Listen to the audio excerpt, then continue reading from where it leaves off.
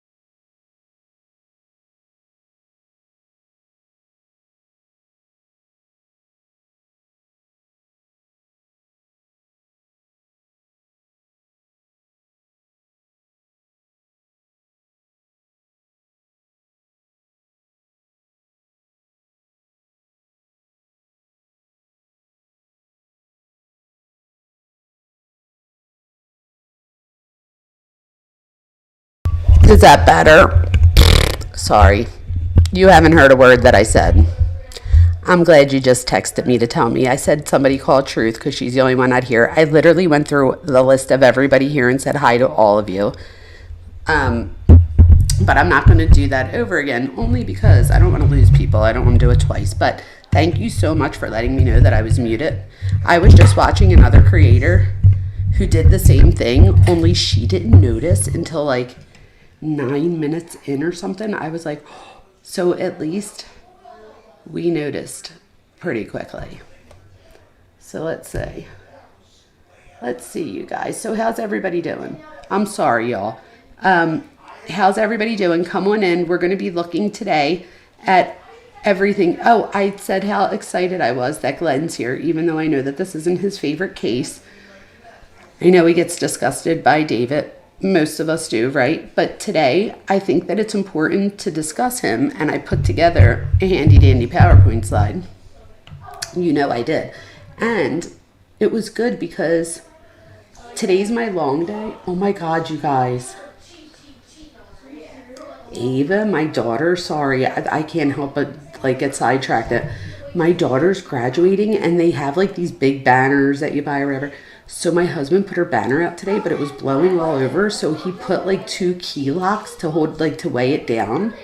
Well, big gust of wind just came and it came this close to my front window. Could you imagine? Talk about a live. So you guys, we might have a crazy live tonight because we know that I'm not tall enough to go out there and get it. Whatever. Hopefully we'll be okay. But back to David. This is important. So I do have a PowerPoint slide and notes because I do think this is important. So this is going to be like half, you know, Dr. Vona stuff, but I'm still going to give you Jamie too. So don't worry about it. We're definitely going to do that too. You're pretty upset by the David case. Article in Rolling Stones. Z Young's here. Cuff you. Did you see the article in the Rolling Stones? I have not seen that. If somebody sends it to me, we can look at it. You already text truth. Good. Perfect. Andrea's here. Wendy, Ella. Hi, you guys. The mods. Oh, mods. I also said that I bought your t-shirts today because I didn't have the right sizes. So now I can finish that finally. Yes, just me's here. You guys are... Oh, Billy's here. Hi, Billy. Heidi's here. Wendy. You guys, this is like effing amazing. Are you kidding me? Thank you. Can you guys do me a favor and hit like just because I'm still such a small channel? And somebody told me that, and I don't know how this person would know this, but someone left me like a comment and was like, I hate that your videos get suppressed. I just found you and da da da da da. And I'm like, wait, my videos are getting suppressed? Like what? So everybody says to tell my audience to hit like so that, because that's how it gets out there or something. I hate when people say stuff like that and stuff because I don't want to be that person, but I'm like, if this could be helping somebody, of course that's what we're going to do. Oh, how about I go back to the first one? So here you go, you guys. This is my, look how creative I tried to be. This is my, well, okay, let's be completely honest. I uploaded pictures to ChatGPT and asked it to help me mold it into new pictures, which is what I did. And then I added those pictures to the background for my PowerPoint slide. But I did do these ones because I did this for my family violence class that I'm about to teach over the summer. And I had to update something there. So the example I gave you guys was this case. So I already had somewhat of a PowerPoint slide done. So I just had to like spiff it up a little bit.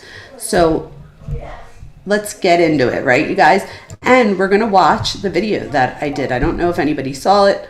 I don't know if we watched that first or if we wait a second. How about this? I'll go over just the beginning here and then we'll switch over to that so that way there's like a little core here. So the strongest supported reading, in my opinion, you guys, I literally, I don't even know if that's how you would say that, but I literally, you guys, spent days creating this video because I spent days doing research. I found an entire Teen Vogue thing that I hadn't seen elsewhere, and I explored all of that. I went back and rewatched Fight Club because he talked about that. I got all of his own words and wove them into here. So, you know, oh, thank you. A. Higgins said I did a fantastic job. ChatGPT is your boyfriend? That is too funny. I love that. Hi, Lisa. Oh, you're watching on the TV? That's okay. I'm big at your house. Look at that. I'm on the TV. Hopefully I look all right on the TV. Hopefully my PowerPoints look all right on the TV too. But let's go over this. So the strongest supported reading that I found related to ITAMI was built from confirmed anime core. So Ken Kaneki from Tokyo Ghoul and Satoru Gojo from Jujutsu Kazan. Oh my gosh, that was like a mouthful. And Suguru Gedo. They're the top three, in my opinion. So, and I think, where is it? There's 3 others too that I thought had big symbolism as well. So, I thought that they were the top. And then on the outskirts, but really important in my opinion, was Tyler Durden from, oh my gosh, what's it called? Fight Club. Oh my gosh. So he actually says it in like 2 or 3 videos I caught. I have it. I have all of my references, everything, you guys. I came with the receipts. So just know that everything that I say, like related to this right now, and the things in my video have been like edited, and I've gone through. I made a mistake somewhere. I went back and corrected it. I did my voice like 6 different times, but my iPhone storage wouldn't let me send it to my computer to finish. You have no idea what I've been through with this stupid video. So, not stupid, but you know what I mean. But that's why I have a guy AI. Well, it has nothing to do with a guy, but that's why I have an AI voice, because I couldn't get it. And then I uploaded it from... like I did it again on the computer, but my fan was so loud that you could hear my fan as loud as you could hear my voice. I was like, forget this. So it literally took me days to edit that video, which we're going to watch in a second. So, and in the video, I'm going to present these characters that I believe shaped ITAMI, okay? And you're going to see why I think each one of these characters shapes ITAMI. So, some of these are confirmed, you guys. So he literally told Teen Vogue directly from his mouth. You'll see in here, I have actual quotes, things that he said. So this is evidence, obviously. When I talk about ITAMI, I'm not saying anime caused the crime. Let me make that clear. I'm not diagnosing anyone. This isn't really the argument, right? So millions of people watch dark anime, read dark manga, and never hurt anyone. The point is narrower and more specific, in my opinion. So David publicly described ITAMI as part of an anime-inspired world that he was building inside his art. The name ITAMI means pain. It's a Japanese word. It means pain. The character was described as an alter ego. So this is the thing. When you read a lot of these mangas and animes, one of the characters, what is it? MPD, Psycho, is, I didn't realize MPD, multiple personality disorder. It took me a second to like make that. I don't think I realized, like, I think I thought it was stood for something else, like in the anime world, but here it's for multiple personality disorder. I do not think that David, let me make this clear, has a multiple personality. I do not think that at all. Tyler Durden has one in Fight Club, and a lot of the anime and mangas have, or they'll, you know, their character has what many people know as multiple personality, but what we now call dissociative identity disorder. That is not what I think David has here. So I think what David's doing is using that narrative and that framework of a split identity so that he has something or a character that he could blame his bad behavior on, right? Excuse me. So tonight I want to give this character a framework. We're going to see that for David, and this is all my opinion, that it's my opinion, but it's based off of days of like heavy research. So this gives us the character framework, which is pain, concealments, the split identity. And again, when I say split identity, I'm not talking multiple personality disorder. That's totally different. The ideology and all of that is different for that. I think this is more of like a split identity where it's an alter ego. That's the word I'm looking for. And he like uses that for his dark self and then his other self.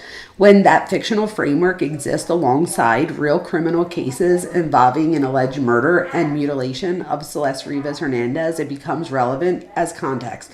So not as proof, but as context. It helps us ask what kind of symbolic world he was building and how he represented violence, identity, and separation of self.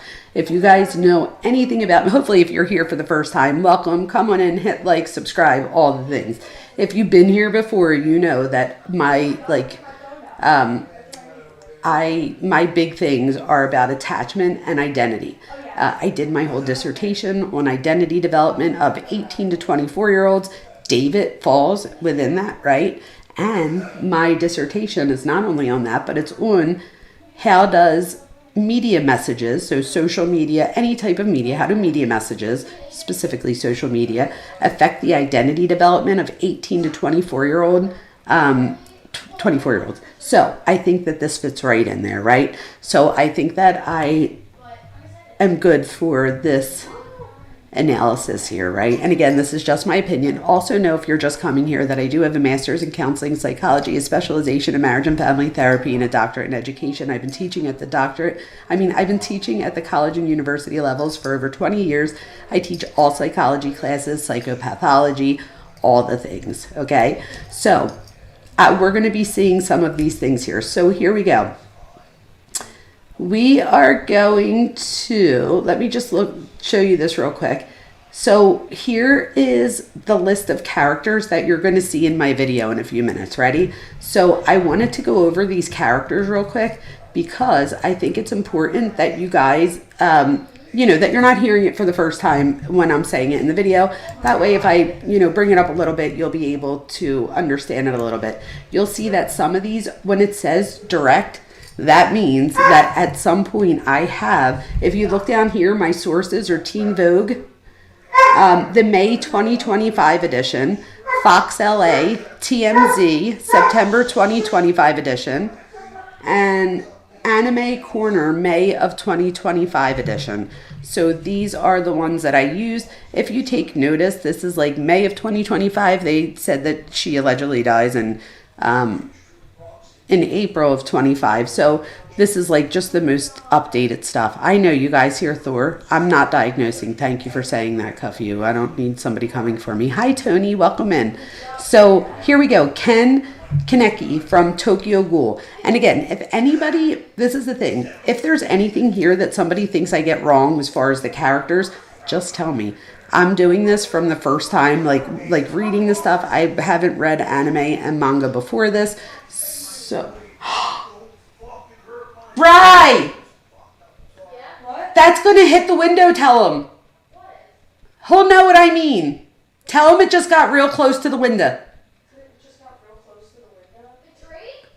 No, he'll know what I mean. The lock. So, okay, you guys, it got real close to the window that time. Thank you, Andrea. Yes, Andrea, thank you so much for being a member for a month. Andrea, you're going to be here for many months. I could feel it. If anybody else has been here for months or whatever, please put it up there. I love to celebrate you guys, right? So, thank you for being a member. I love you guys.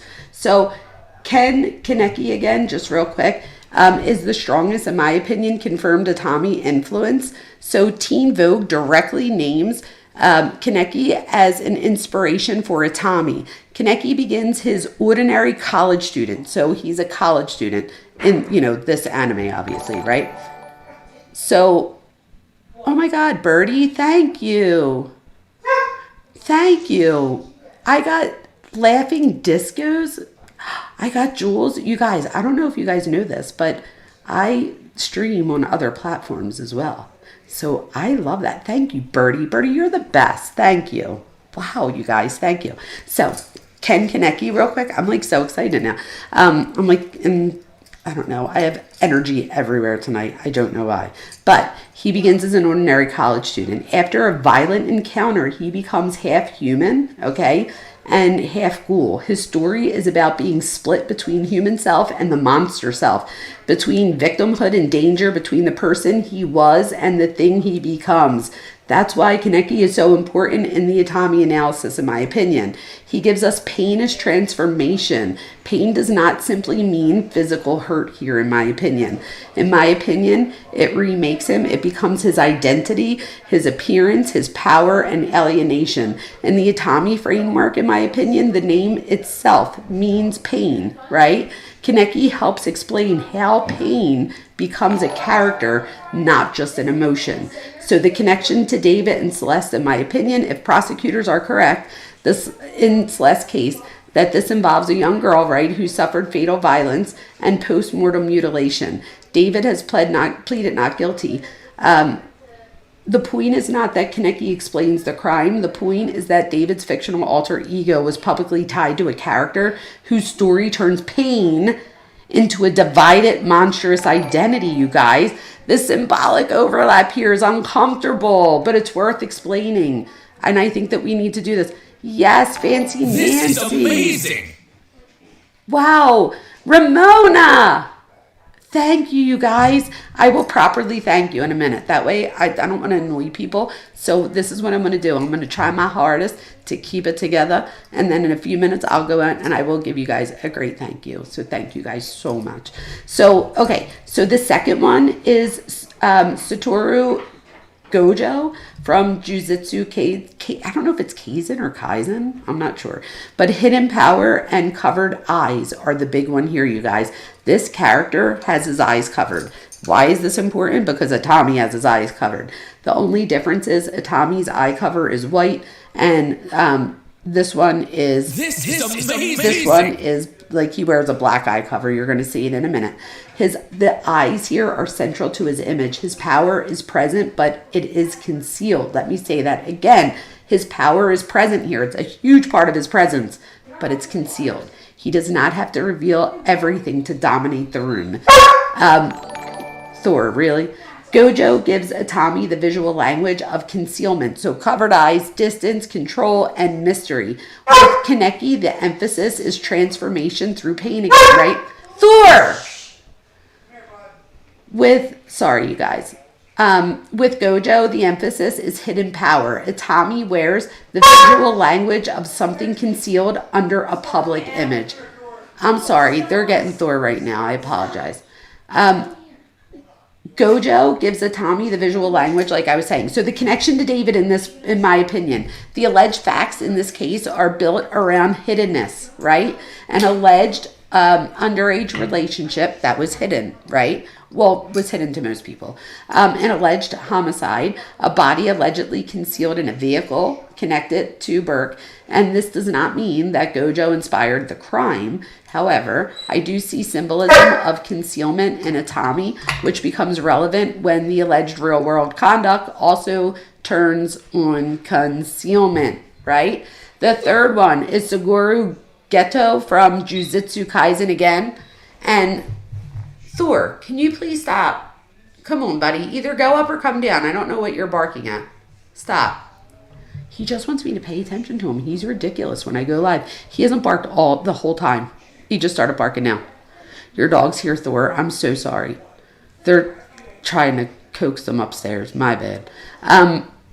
So over here, Suguru Geto, this one is more of a visual presentation. I'm going to show you a picture of this particular character, and then I show you a picture of David right next to it so that you guys could see the visual presentation and how very similar they are. So this wouldn't be in the same category as Konecki and Gojo. Teen Vogue does not frame Geto as the core direct inspiration for the Itami character. Instead, this article said that David, his all black, it was called Crunchyroll Anime Awards, the Crunchyroll Anime Awards. His outfit for that, where he was not given an award, he presented an award. So I'm glad that I looked that up because I was really confused. So he presents an award at this Anime Awards.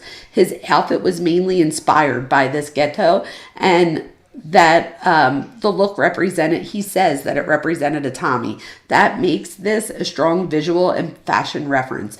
Geto's story begins with talent and protection, then shifts to disillusionment and antagonism. He becomes calm, controlled, and dangerous. He separates people into categories of value and threat. Visually, he gives the long, dark silhouette, which we're going to see in a minute, the composed villain aesthetic, and the sense of ideology menace. You guys, could someone please help me with Thor? I know, but I'm like, people are dropping off because Thor won't stop barking. Like, tell the alley to move.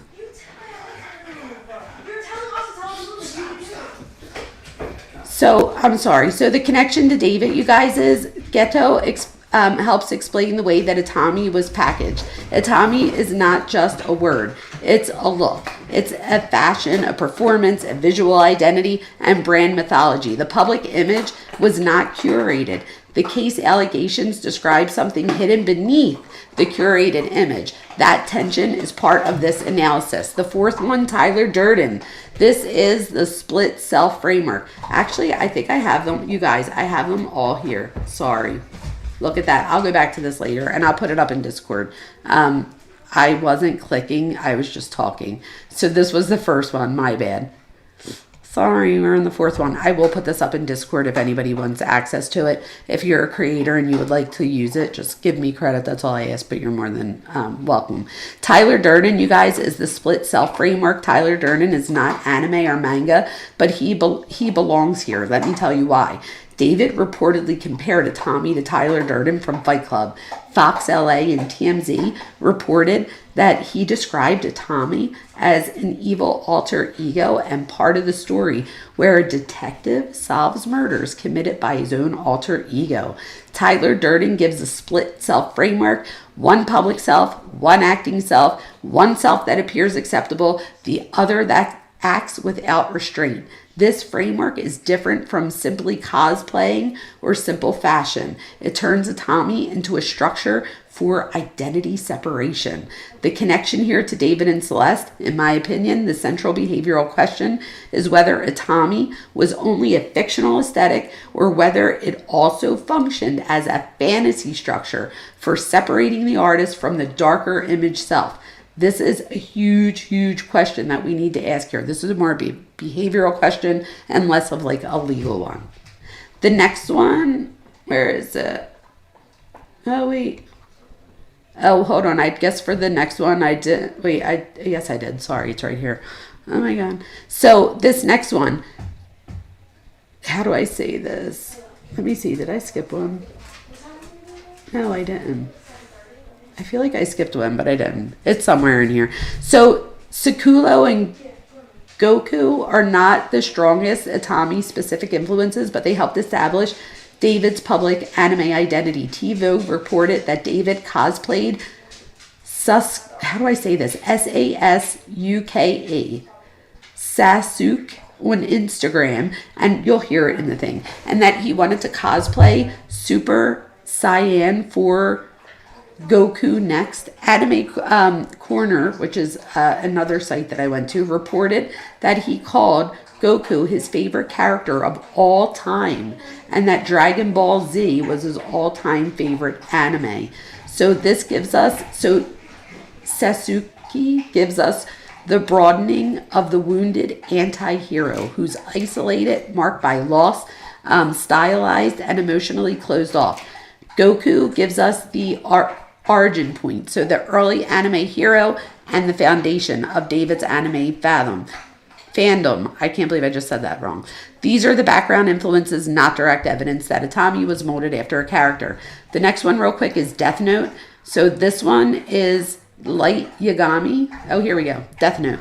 So Death Note is a public anime favorite according to Anime Corner, but Light Yagami should be framed as an archetype comparison. I'll just get to the comparison here. The alleged pattern in the Celeste Rivas Hernandez is that the case includes a hidden relationship dynamics, hidden victimization, and concealment. Light is useful for explaining this archetype, the public self versus the secret self.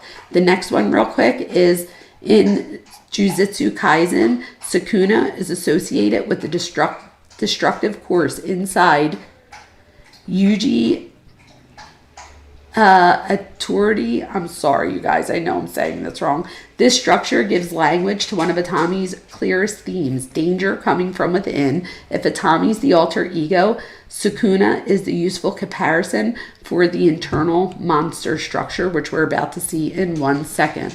This next one real quick. Pain from Nagato is another archetype comparison. In my opinion, David's publicly connected to Naruto. That's how you say it, sorry.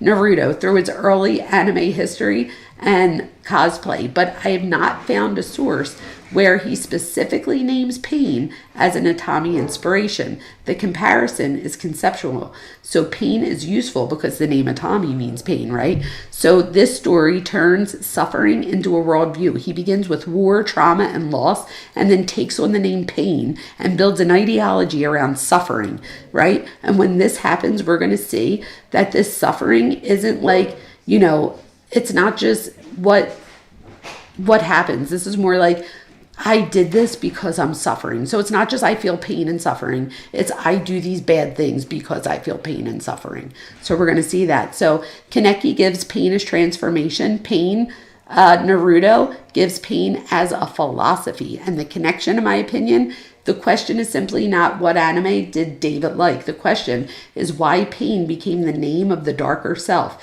In a case involving a child's alleged suffering and death, that symbolic choice becomes difficult to ignore, but it must still be framed as an analysis rather than proof. We have MPD Psycho, which we can't, this is the last connection. I feel like we have to, you know, he doesn't mention this one, but I feel like this is one of the strongest of the archetypes. So MPD Psycho is not confirmed as David's influence. It should be handled carefully. I have not found evidence that he used this MPD Psycho as a narrative comparison, though I felt it was one of the strongest.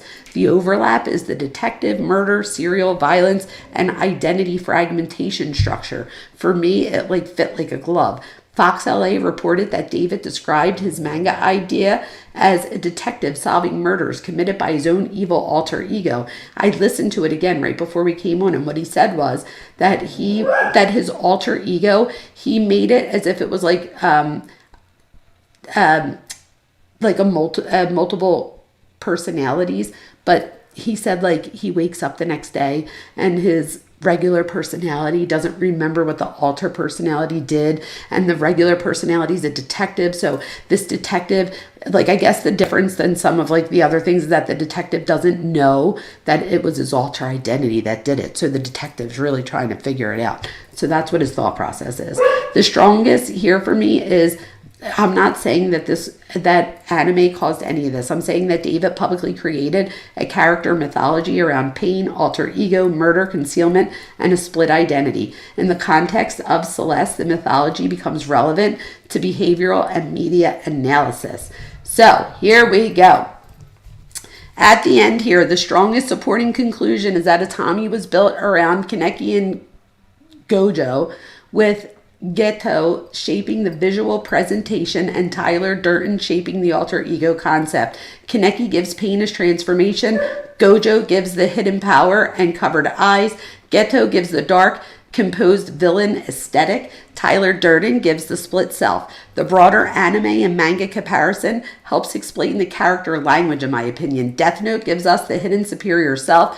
Sukuna gives us the dangerous inner other. Pain gives us, or what is it, pain, Nagato gives us pain as a worldview, and MPD Psycho gives us the detective and framework identity. Okay, so the fragmented identity. So those are not all confirmed inspirations, they're my opinion. None of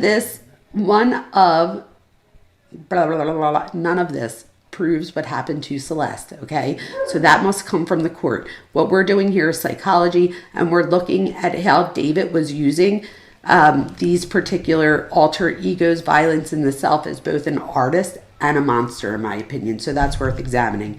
We're now going to go over to the video that I made. I worked really hard on this video. I really think it's important for us to watch it. So let's do this. And I'll go let Thor out so that he stops barking. My goodness, Thor. All right, we're going to hide that one, and we're going to share. Thor, hold on 1 second, buddy. When we talk about D4BD's Oh no, hold on, it's already on. We have to start with the part that is documented. Pause. ITAMI was not just a... Sorry, I have to get you guys to see it first. All right, let me share that. Here we go, you guys. Are you ready for this?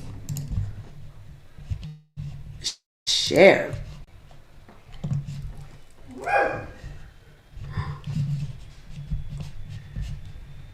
All right, let me just make sure you No, you guys are seeing the thing that I showed just before. How funny is that? So that wasn't what I was trying to share. That's what was up in my thing when you click on it. All right, here we go. I don't know why it didn't just show that. Oh my God, Ellie, whoever it is. I'm coming, I promise. Okay, you guys, where is the freaking video? Oh my God. How about I have to open it first? My dog's like making me nervous. I know I'm blaming the dog. All right, here we go. Come on, where is it? Oh, I think I have to share my whole screen. Let's try this. Oh, now it's showing way too many things. And my screen shares. Oh my God, dog. I just want to start sharing this so we can start watching it. And I had it up too. Always something goes wrong, you guys. Why can't stuff like just go right? I know how we could watch this. I have another way, you guys. I figured it out. We're going to go right to YouTube and watch it because I just posted it on YouTube not that long ago. Hopefully you guys watched it a little bit, but we're going to watch it together. Again, if any creator wants to play this, you are more than welcome to do so. Hopefully they'll give me a little bit of credit, but you're more than welcome to use this. So here we go. Now let me just share because I have up the right thing. Here we go. Here we go. All right, YouTube. Oh my God. Really? You guys, something always goes wrong. But we got this. Here we go. I think I found it again for the 12th time. All right, screen. I'm so sorry we got it for real this time. Thank God. Video. Here we go. When we talk about D4VD's alter ego, ITAMI, let me know that you guys can hear start this. with the part that is documented. ITAMI was not just a random stage name. D4D publicly framed ITAMI as part of an anime-inspired world he was building through his music, visuals, and possible manga. In his Teen Vogue interview around the 2025... Let me know if you can hear this, and it sounds good. I was going to say, do I need to mute my mic if there's an echo? Let me know. Crunchyroll Anime Awards. D4V described wanting to create an anime world inside his art. That same article connects ITAMI directly to Ken Kaneki from Tokyo Ghoul and Satoru Gojo from Jujutsu Kaisen. It also says his all-black Crunchyroll look was inspired by Suguru Geto, another Jujutsu Kaisen character, and that the look represented ITAMI. So the most responsible starting point is this. The strongest confirmed ITAMI influences are Kaneki, Gojo, and Geto's visual presentation. But the story gets darker when we add the resurfaced interview about ITAMI. Fox LA reported that D4VD described ITAMI as an anime-style alter ego in a manga concept about a detective solving murders committed by his own murderous alter ego.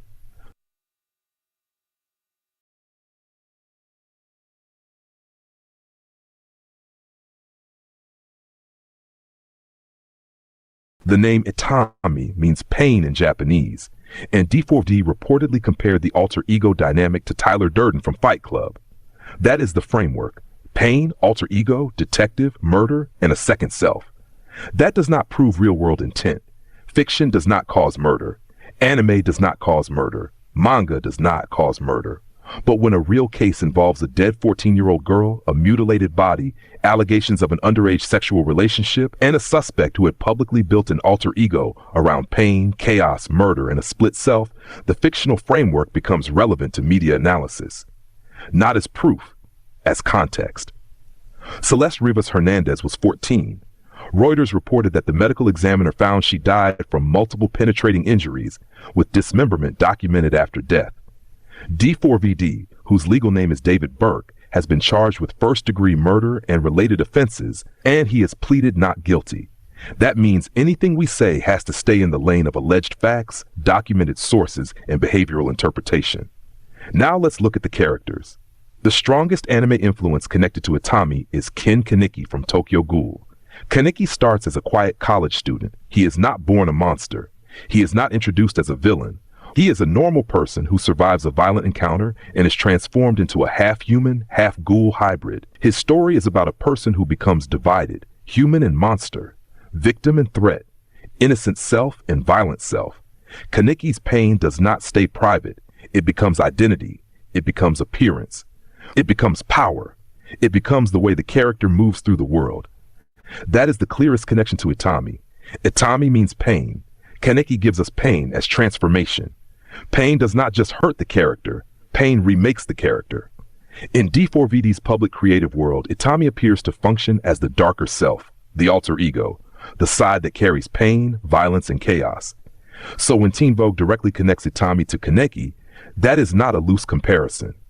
That is one of the strongest pieces of evidence we have. And when we look at the Celeste case, this is where the analysis becomes uncomfortable. If prosecutors are correct, Celeste was not just harmed. Her body was treated with extreme violence after death. Reuters reported dismemberment and multiple penetrating injuries. People reported that her fatal injuries were concentrated in her torso and that she suffered mutilation after death. So when D4VD's fictional alter ego is built around pain and transformation, and the real-world allegation involves extreme violence against a young girl's body, the question becomes, was Itami just art, or was Itami a fantasy structure that helped him organize parts of himself he did not want publicly attached to David Burke? That is not a diagnosis. That is the behavioral question. The second confirmed influence is Satoru Gojo from Jujutsu Kaisen. Gojo is one of the most recognizable characters in modern anime. He is powerful, controlled, almost untouchable, and visually defined by the blindfold or covered eyes. Teen Vogue directly connects Gojo to Itami, and that connection is easy to see visually. Gojo's covered eyes are not just fashion. In the story, they signal control. Power is present, but hidden. He does not have to show everything for people to know he is dangerous. That gives Itami a specific visual language: concealment, covered eyes, hidden self, power underneath the surface. In a psychological reading, that image is important because Itami is not presented as an ordinary character. He is presented as a concealed part of the self. The blindfold says, there is something you are not seeing. The public saw an artist, a young musician, a person building a brand around anime, vulnerability, heartbreak, and dark aesthetics. The allegations describe something else entirely: a secret relationship with a minor, a homicide, and the mutilation of a body. Those are allegations, and he has pleaded not guilty. But the gap between the public self and the alleged private behavior is exactly why Itami becomes worth examining.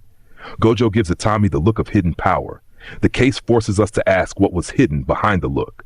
The third major influence is Suguru Geto, also from Jujutsu Kaisen.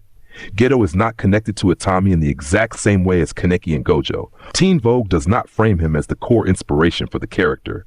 Instead, the article says D4VD's all-black Crunchyroll Anime Awards outfit was mainly inspired by Geto, and that the look represented Itami.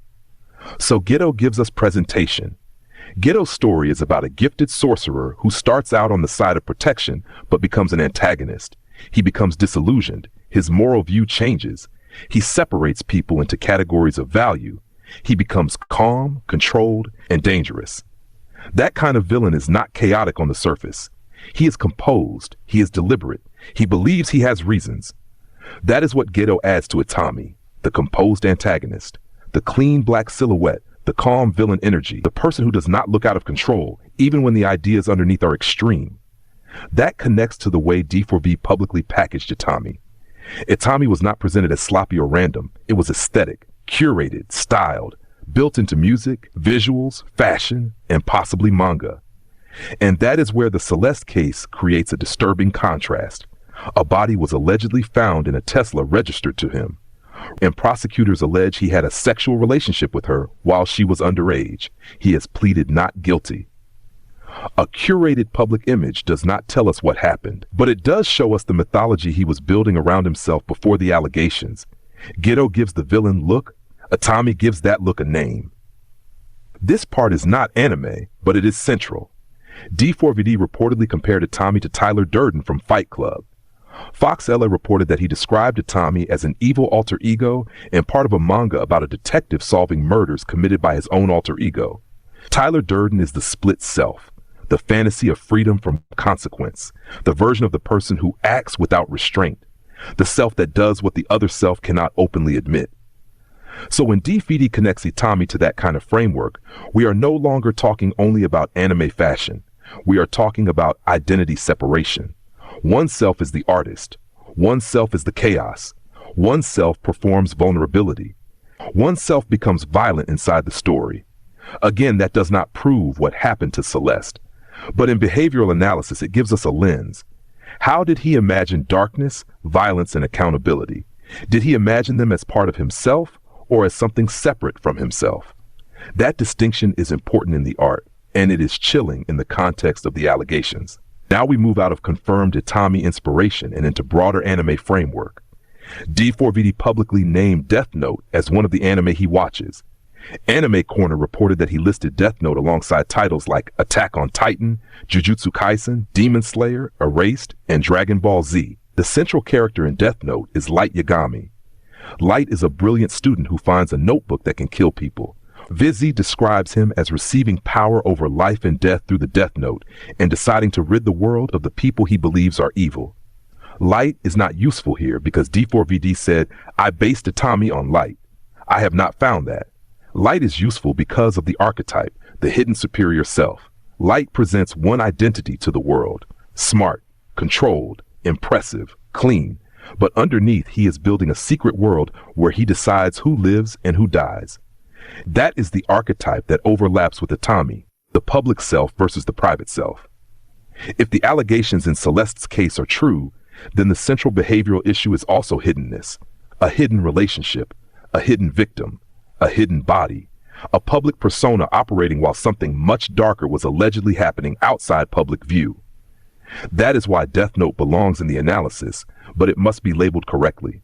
It is not confirmed Itami inspiration. It is a strong, hidden self-comparison.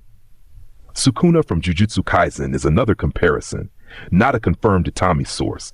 D4VD publicly named Jujutsu Kaisen as one of his favorites, and Gojo and Geto are already directly tied to Itami's influence and visual presentation. Anime Corner reported his connection to Jujutsu Kaisen, and Teen Vogue directly connected Gojo and Geto to the Itami world. Sukuna matters because of the structure. In Jujutsu Kaisen, Sukuna exists inside Yuji Itadori. Crunchyroll describes Sukuna as the king of curses, a chaotic being who thirsts for destruction while residing inside Yuji's body. That is the dangerous inner other.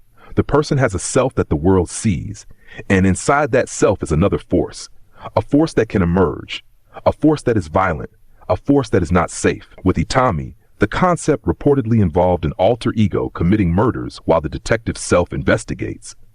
That is not the same plot as Sukuna, but the emotional structure is similar. The Sukuna gives language to the idea of internalized danger, not mental illness, not diagnosis, not the anime made him do it. The question is whether the fantasy of the inner monster became part of how he branded himself. Pain, also known as Nagato, is from Naruto. This is another comparison, not a confirmed Itami inspiration. D4VD has public ties to Naruto. Teen Vogue reported that Naruto was part of his early anime history and that he cosplayed Sasuke on Instagram. Pain's story is built around suffering. Nagato starts as a war orphan who wants peace. After trauma and loss, he takes on the name Pain and leads the Akatsuki. His worldview becomes extreme. Peace can only be forced through suffering. Narutopedia summarizes that after Yahiko's death, Nagato adopted the alias Pain and began leading Akatsuki to force the world into peace by any means necessary. Tommy literally means pain. Kaneki gives pain as transformation. Nagato gives pain as worldview. That is different. Pain is not just what happened to him. Pain becomes how he explains the world. Why make pain into a character? Why give the darker self that name? So when the artist's fictional alter ego is named Pain, and the alleged victim's final reality was pain, the overlap is not something we should sensationalize, but we also should not ignore it. The final comparison is MPD Psycho. This is not confirmed. I want that stated clearly. I have not found evidence that D4VD named MPD Psycho as an influence, but as a narrative comparison, it is one of the strongest. MPD Psycho is a manga built around a detective, serial murder, and identity fragmentation. The story follows the detective whose psyche fractures after extreme trauma with different identities connected to investigation and violence. That overlaps with the way D4VD reportedly described ITAMI, a detective solving murders committed by his own murderous alter ego. So my conclusion is this. The most supported reading is that ITAMI was built from Ken Kaneki and Satoru Gojo, with Suguru Geto shaping the visual presentation. Kaneki gives the character pain as transformation. Gojo gives the covered eyes and hidden power. Geto gives the dark, controlled villain aesthetic. Then Tyler Durden gives the alter ego structure, the other self who acts. After that, the anime and manga comparisons help us understand the larger language around ITAMI, the hidden killer in Death Note, the dangerous inner other in Sukuna, pain as worldview in Naruto, and the detective fragmented identity structure in MPD Psycho. None of this proves what happened to Celeste. The evidence in the criminal case has to come from investigators, prosecutors, forensic findings, digital records, timelines, and witnesses. But ITAMI shows us something else. It shows us the symbolic world D4VD was building around himself before Celeste's death became public. A world of pain, alter egos, hidden violence, and a self-split between the artist and the monster.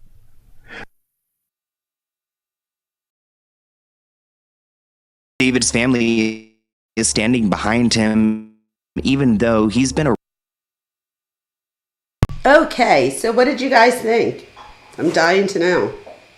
I know you are going to be like, oh, what's God or whatever, but like, be honest. So, who said it?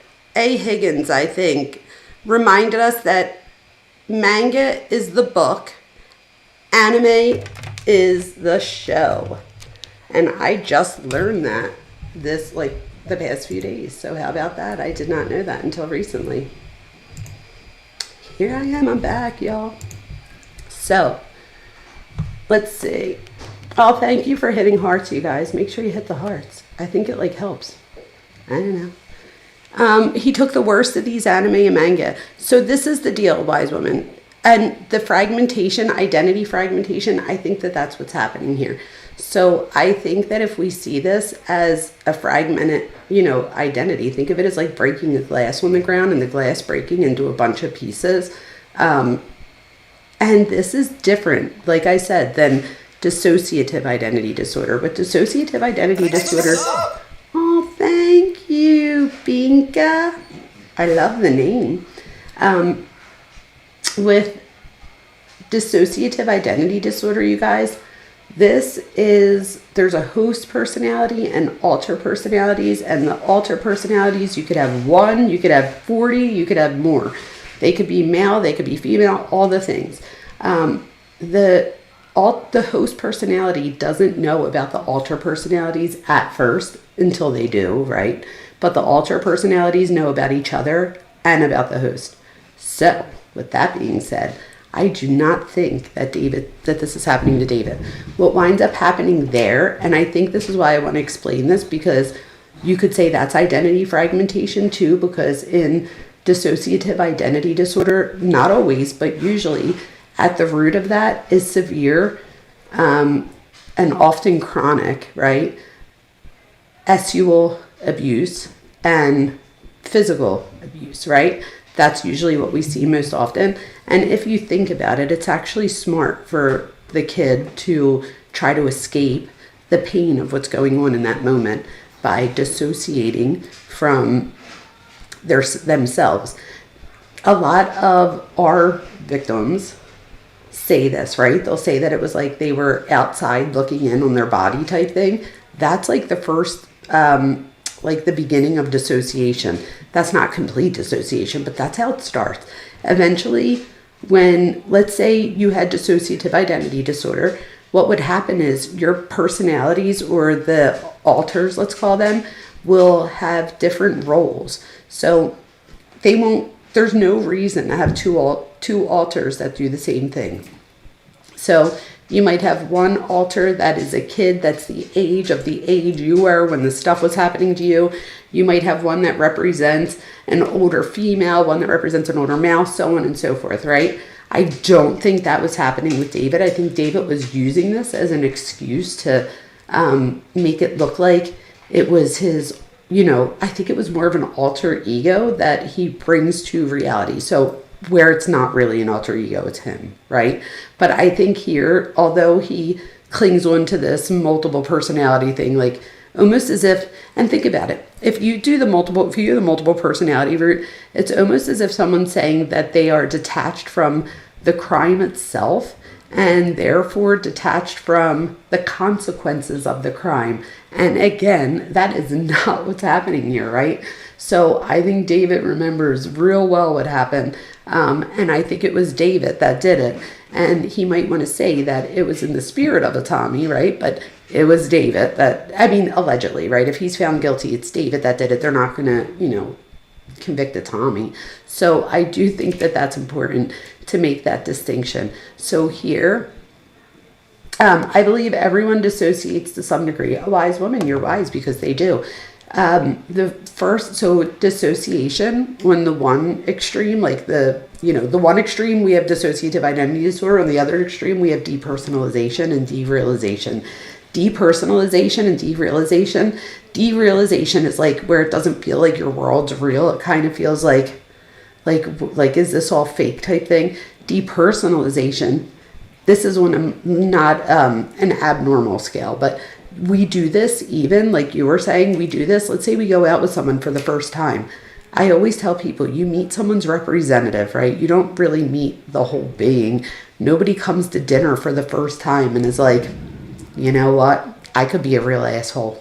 I'm gross. My clothes are all over the room. I don't cook. I don't clean. I just want a wife that's going to do it all for me. Like, nobody's saying that. Who's coming back for a second date if you say that? No one. So we tend to bring our representatives and we leave those bad things at home, right? Or in the back burner. And we tell the good things like, I have a job. I have a car. I don't live at home with my mom. So we tell those things, the things that are going to get the person to come back. Hi, Master Death. Come on in, you guys. So does that make sense, you guys? So you're right, a wise woman. We do all dissociate to a certain extent. The thing that would make it disordered would be the symptomology, time duration, and does it interfere with at least 2 areas of daily functioning? And again, I don't see any of these things with David. So not only am I not diagnosing, I don't see that diagnosis here. There's some other behaviors we're seeing, but not dissociative identity disorder.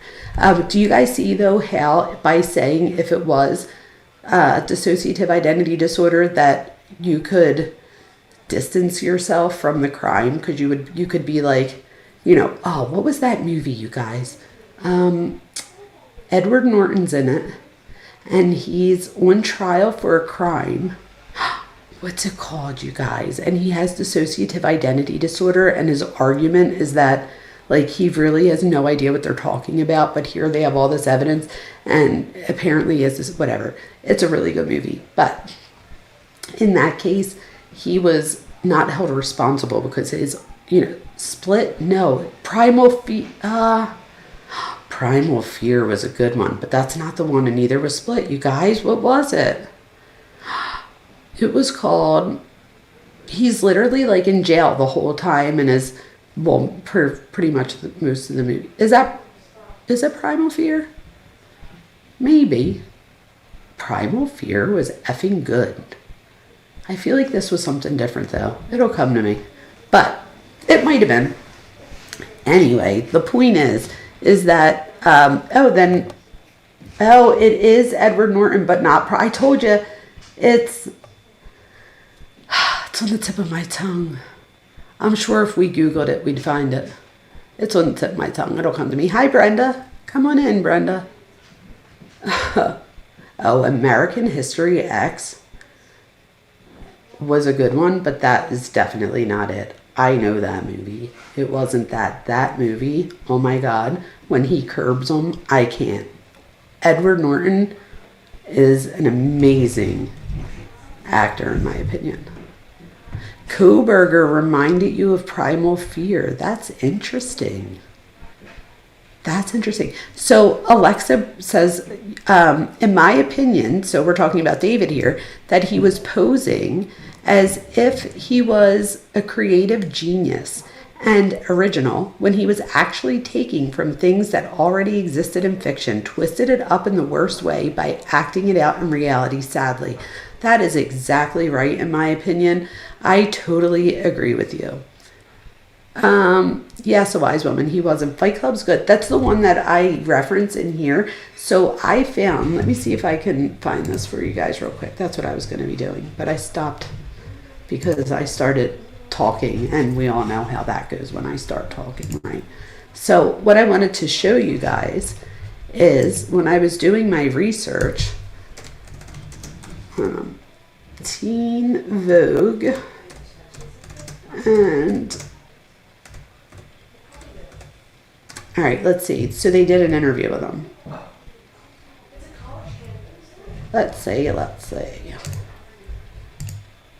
Okay, let me share this. Okay. Is this it?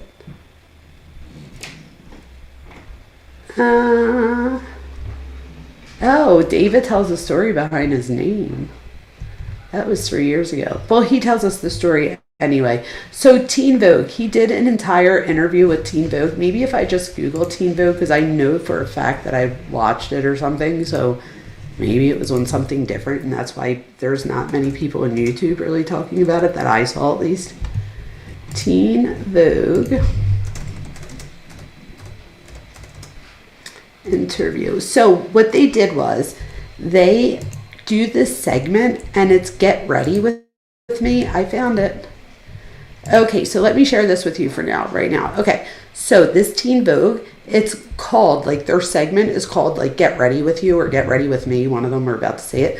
So, excuse me, he talked fashion and Dragon Ball Z while getting ready. This is where I got a lot of my information from. So this was Teen Vogue, and the date was May 27th, 2025. It was 1 month after. So when we go over this, I want you guys to remember that this is literally 1 month after. Are you guys not seeing what I'm seeing? You're not. Let me show you. Thank God I just noticed that. So here we go. So this is the Teen Vogue look, May 27, 2025. Okay. So it says, I'm so excited to see everybody in the room to celebrate anime, dude.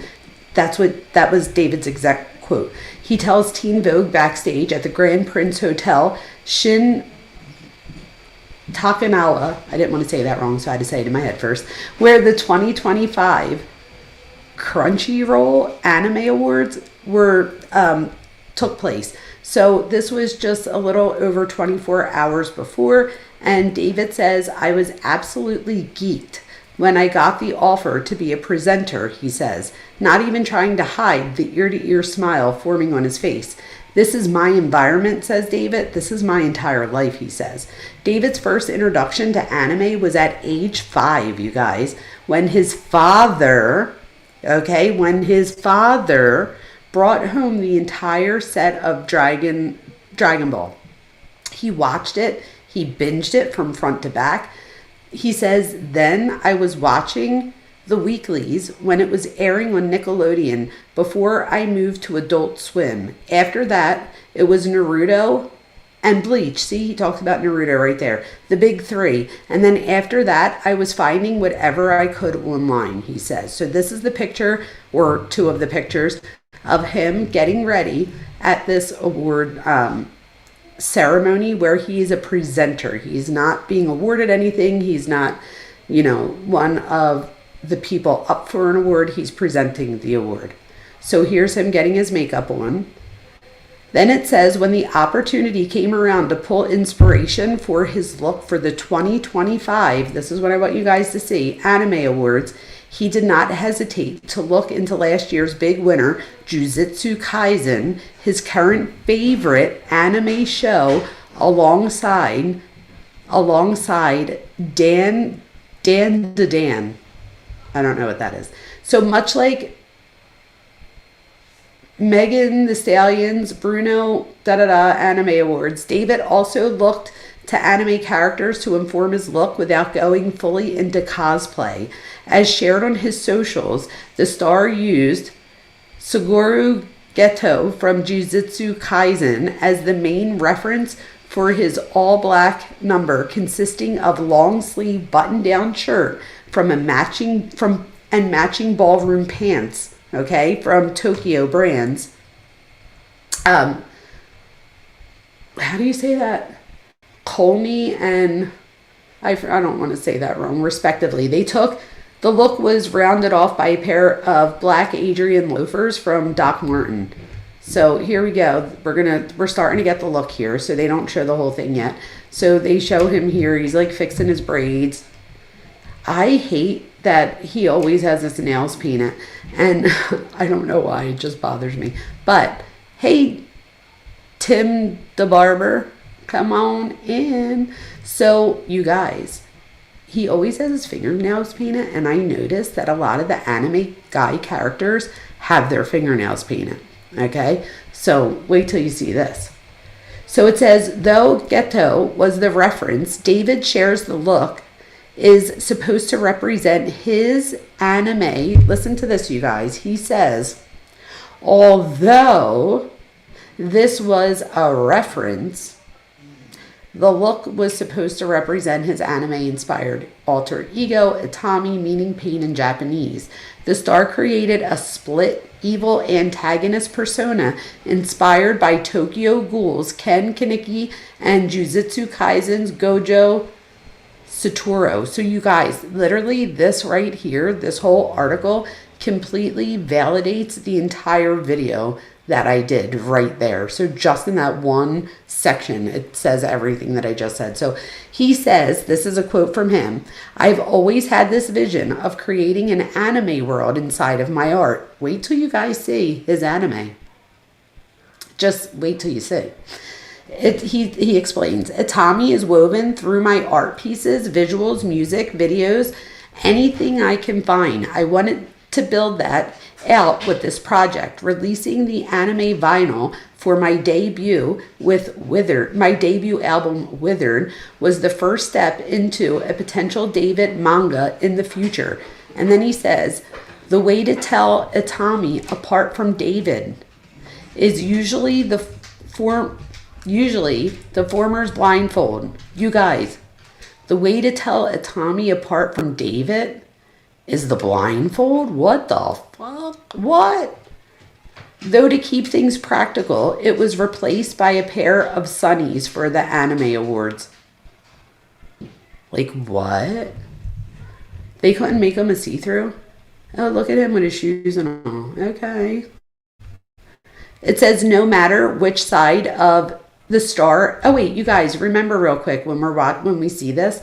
So this not only, I'll show you the anime character that this is directly inspired by, but remember you guys, this is 4 weeks after he allegedly kills Celeste. And oh my gosh, what was the date on this?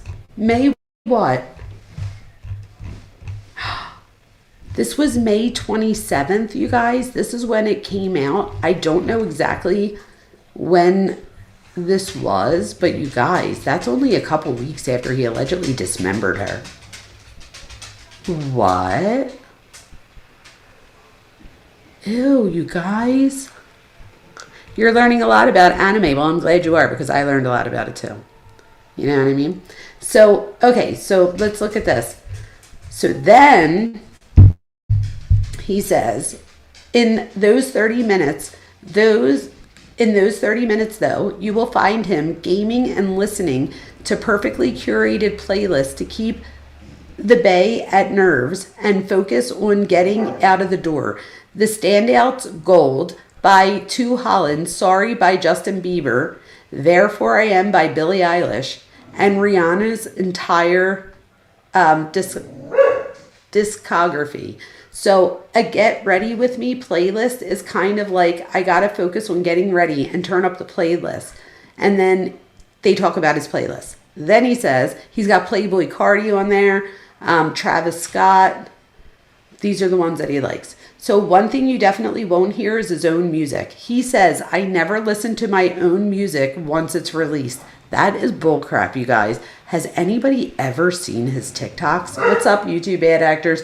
Have you guys seen his TikToks? Like, is this dude serious right now? He says he doesn't listen to his music. He listens to his music a lot, right? A lot. So, just wait, ready? All right, wait till you see this. You guys, wait till you see this.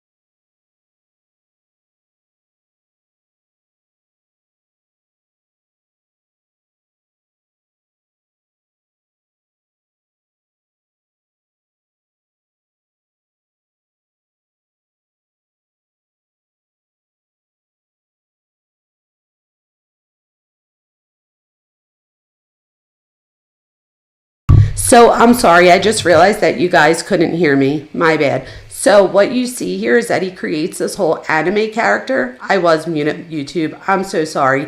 I turned it on, and usually when I turn it on, I thought I was like ahead of the game because I'm like, I'm going to do this before I have an echo. So I thought I was like ahead of the game, and I just instead muted myself. So I do apologize. You guys, so this character is after David's liking, so you could tell. Now watch. Do you see he's got like the Freddy Krueger fingers? To take notice, they're knives, right? And it says, I'd rather take it slow. I'd rather take it slow. She thinks she's too good for me now, it says. So now he's running, okay? He's running. You guys, look. Look at that. Tell me that doesn't look like Celeste. Ready? I'm trying to stop it right where you see her. Look. Okay, with the curly hair. You can't see it? Oh, hold on. They won't let me show it, you guys. Wait, what does it say on there? Hold on, let me see, because on my end, I can't see what it says, but on your end, it says... I can't believe that. What bullcrap. It said, playback paused because your account is being used in another location. What? What the hell does that mean? Has anybody ever gotten that? That's going live? Because my account's being used by who? What's up, Twisted Crime? Does anybody know what that means? Well, I am on it on my cell phone. You got it earlier? What's YouTube like? Oh, great. Now it's not going to put my shit through. Hi, Steph. Maybe it's because I have my my phone open, but how do people do both? I am. But isn't that weird? Oh, I see. So wait, let me try it again now that I just shut off the one here. Let me see if it'll, I don't know. Let's try it. What the hell is the difference? If it doesn't play, it doesn't play. Because you guys, even if I just show you stills of it, it's crazy. Like, you don't even have to watch it, animate it, to see what I mean. Okay, here we go. Okay, so you guys can see it. You guys, tell me that doesn't look like Celeste. Tell me that don't look like Celeste. Okay? I'm going to try to play it again while I let the dog in. Fingers crossed. So let me just pause it just in case, because Thor, really? Is he serious? Are you done? He literally is, you guys, it's 12:30. If you're here for the first time, you guys, my dog Thor, he's a Mastiff. He is the neediest mother I've ever met, okay? He's needier than a person. He's like the neediest, but we love him to pieces, especially me. He's literally my spirit animal, but everybody knows Thor here. So, yeah. So I'm going to turn off. Oh my God, Andrea. Thank you, Andrea. That means so much to me. You have no idea. Thank you so much. That was so kind of you. Thank you. I appreciate that. It makes me feel good. I really do work hard. I can send the notebook in Discord. What's the notebook? Tell me. Yes, he does turn into a princess at midnight. That is the best way to explain it. But tonight he wanted to turn into a princess sooner than that. Thank you again so much, Andrea. I appreciate that. So you guys, wait till you see. So does everybody agree that this gives Celeste, like with the, you know, the brown skin, the brown hair, the dark eyes, the shoes? I didn't even notice before that she has on, oh my gosh, you guys. I've seen them wearing them. I own them too, but I know exactly what shoes they are. I remember. Oh my God, Alexa. Wow, Alexa. Thank you. Alexa, what thing are you on, Alexa? Are you like what? Are you on Twitch? I know, don't kill me for not knowing. Alexa, I will never forget you and let me see real quick, because let me tell you why real quick. I will never forget you. And, oh no, there was one right before you. If I see your name, I'll know it. I guess they like, put yours over it. Anyway, there was someone else in here earlier that gave me something, but you guys, this is the first night I've ever gotten something other than like a super chat.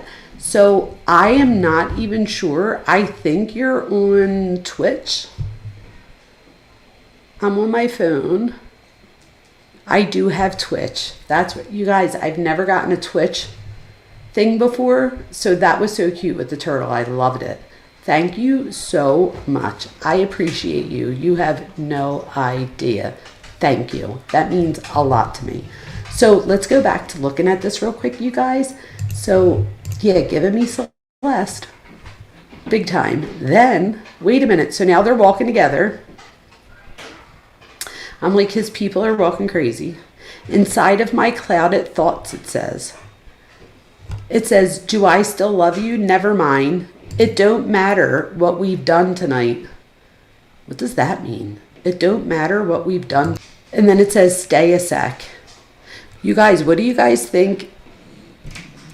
In the afterlife, together at the end of the video, is this afterlife?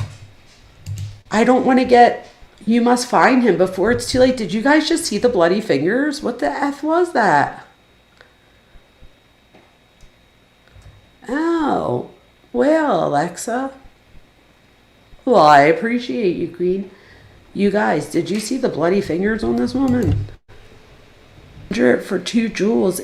Thank you, Andrea. Andrea, you too then. So you guys are like, you guys are like my, oh my God, look at where I just stopped on by accident. I did not do that on purpose. I was reading what, do you see what I just stopped on? I put this in my video. Andrea, stop it. Thank you. Wow. Thank you. Oh my God, you guys, thank you. Thank you. Did you guys see where I stopped here by accident? So he legit cuts this girl's arm off. Like, what the?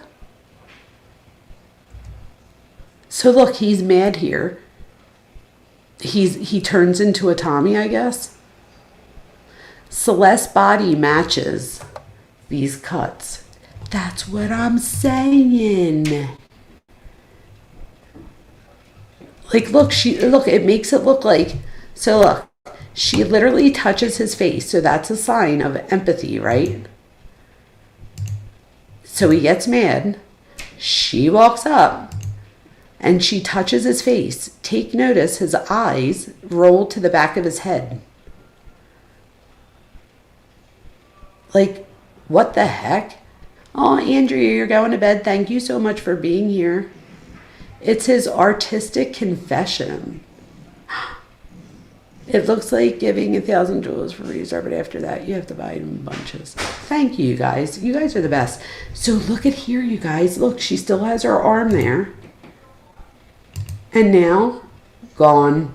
And look, like you were saying, who said that? Was it A. Higgins? Somebody pointed out that it's literally in the same spot. And the cover of her fingers and eyes are going on Celeste's cartoon character on the CD cover. Wait, what? Wait, what cover? Can you put, like, what? So I could show you the pictures at least. So in this, and let me make sure you can see it before you can. So in this, you guys, right, with this Get Ready For Me. So one thing you definitely won't hear is this music he says, which is bull. This is what he's doing there. So this right here, there's anime there. I don't think that it's a coincidence that he has his phone upside down so that we could see. I'm dying to know what this says right here. I have to blow the picture up somehow. I wonder if we could figure that out. Sorry. Whoops.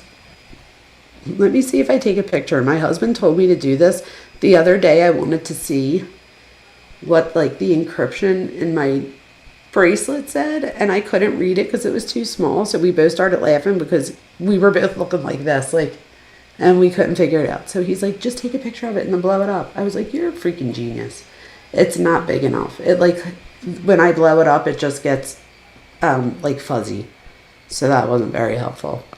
But this is what he's doing. Look at the Hello Kitty. Okay? Like, what the F is that, you guys? Okay? This is literally grooming, in my opinion. And look, it's his makeup bag. Why does he have a Hello Kitty caboodle? What's up, Mother? Mother Oats, you came just in time to see his caboodle. Did you guys have a caboodle growing up? They were my favorite. I actually could go for one.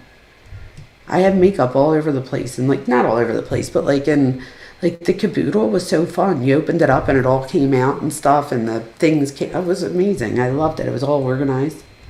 Anyway, David might have made his Anime Awards debut as a presenter, but he's already thinking about his return.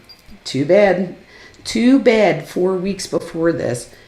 The fact that he is already thinking about his return, right? Meaning that he had to tell them, right? That he's coming back. Oh, thank you. And now, thanks, Queen. So that means, right, that he had to tell them that. He already killed her 4 weeks before this. He dismembered her like 2.5 weeks before this. And he's telling them that he's coming back as a nominee. Like, the balls of this guy. You guys, I just jumped off as Dr. Vona and I jumped in as Jamie. So let's just say that, because I have to watch when I'm Dr. Vona. So I'm no longer Dr. Vona. Dr. Vona went to bed. You have a photo album on Discord. Get out, YouTube. Do I? You guys, I work so much, I miss some things. So we're going to have to get to that. I don't know if Cuff You is in here and Cuff You's probably in here, I'm sure. But if Cuff You could drop a link and make it just really easy. So let me just finish this part up real quick. So, this one says he's going to be back as a nominee. On his dream bucket list, being nominated for featuring on the ending or opening titles for an anime and natural step up from his inclusion on the soundtrack of season 2 of Arcane. He says, I quote, "I want to do the ending of Jujutsu Kaisen. Can you guys believe the gall in him?" Okay? Oh, thank you, Linnell. Do you guys, the balls on this guy. He said he wants to do the ending of Jujutsu Kaisen, but I shouldn't laugh. And the opening of his two favorites, he says Jujutsu Kaisen always has the contrast where the openings are super hype, but then the endings are super chill. So he wants to do a super chill ending, I guess. I'd want to do the chill little thing, a little with a jazz vibe. Then for Dan, I'd probably do like a J-pop vibe. Like, what the hell? Master Death Hancock, you guys, has done some amazing research on this case, so let's give it up. Over here, look at this, you guys. He's showing off his teeth that he can't have right now in jail. Neither can he have this earring. Gone.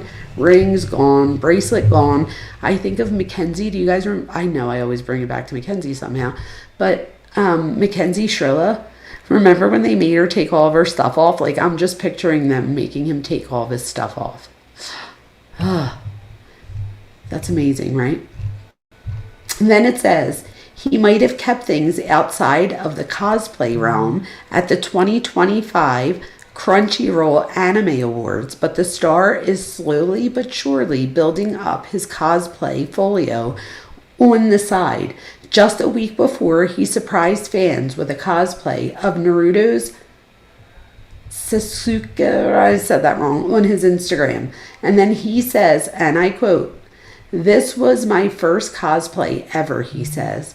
"I was in the Philippines and there was an anime convention that I was going to perform at. I was like, if I'm performing at my first convention, I gotta do it in cosplay." Duh, you guys.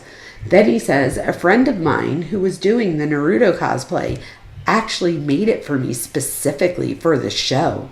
It was a decision I made the day before." What? "The first impression could not have been better. My heart was beating so fast. I had so much adrenaline. I was doing the poses, everything." I could picture him, right? "Everybody was cheering me on. It was fire," he says with a smile.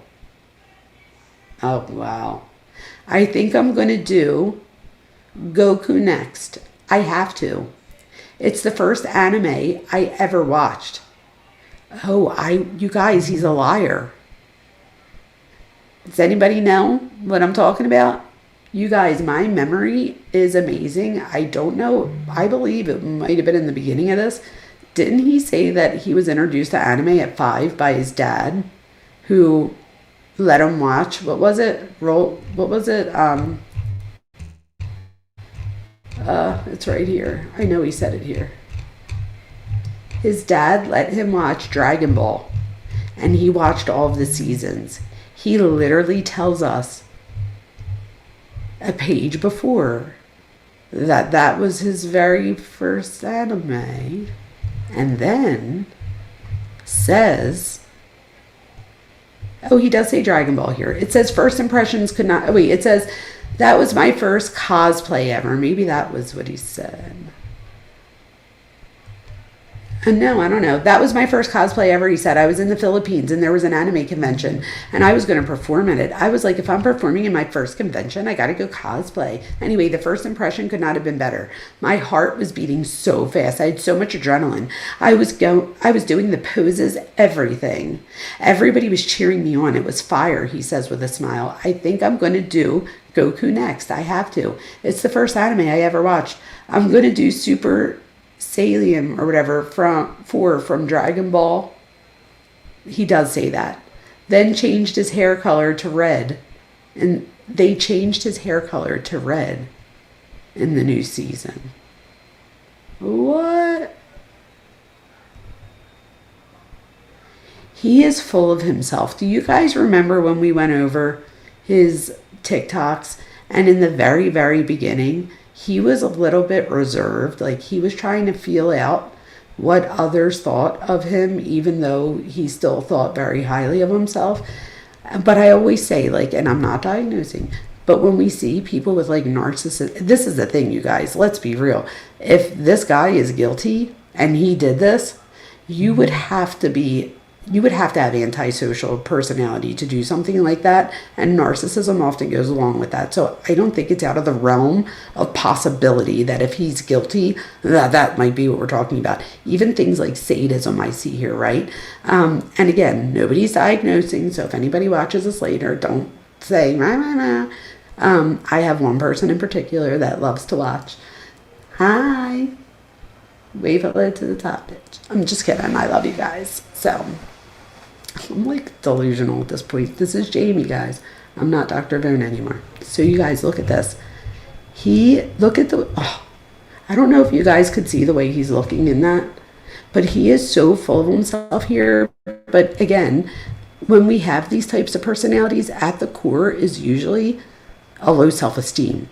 So the grandiose self is the ideal self, or the self that we put forward, that they would put forward. And everybody tries to put forward their ideal version of themselves. What would make it different here is that give me a break, psycho. You're so funny. I hope you're enjoying your jailhouse food and cell. You guys, I know I'm going to sound like a foodie here. I was listening to what he's eating, and I was like, ew, gross. He gets a cold breakfast, right? I don't even know what the F that means. Maybe it's cereal. I don't know, but it's a cold breakfast. Then he gets a cold lunch. I was like, ew, is he eating like bologna? I'm not sure. I made that part up. But it's a cold lunch, so what else could it be but a sandwich, I'm thinking, right? And then for dinner, they have one hot meal, and then they have like a bag sandwich lunch with like a fruit if you miss your lunch. I was like, wait, what? Has anybody ever watched Nancy Grace go over jailhouse food? It's a fucking riot. It really is. She'll be like, and they have dessert. She gets so mad. She's like, I didn't eat a hot meal tonight, and he has 3 meals. I can remember it. Like, she would do it all the time. It was funny. I'm surprised she hasn't done it yet. I guess we're going to find out. So then it says the extravagance will be reserved for cosplay and special occasions for now, as David prioritizes comfort in his daily looks, though without sacrificing edge. He says, and I quote, there's a lot of his quotes here that I haven't heard before. I love streetwear. I love baggy things. I love silhouettes that are like loose fitting, he says. My style had evolved a lot. One, because my mom stopped dressing me.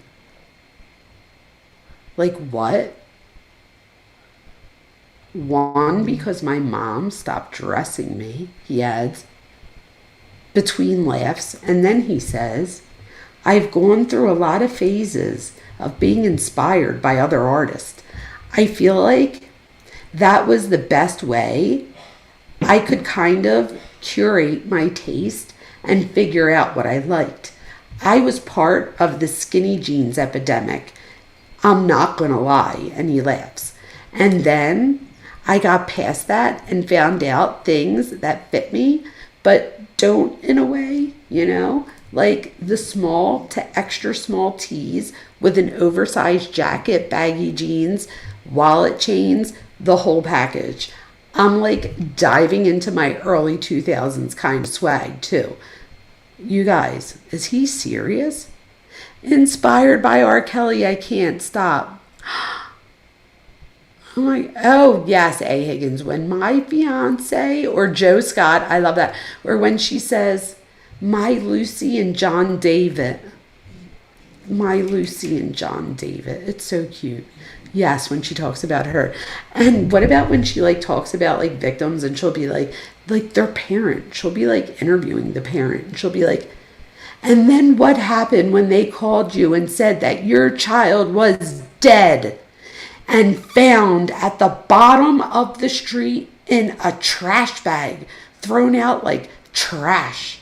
I'm like, oh my God, my head will be like, what the fuck just happened? Am I wrong?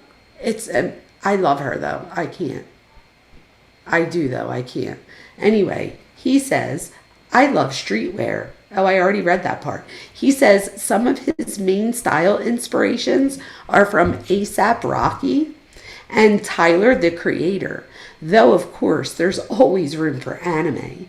Trunks from Dragon Ball Z. Oh, I need to look that up. Just has so much swag. We're talking about fashion. Trunks fashion is crazy. The crop jacket, the denim, the sword.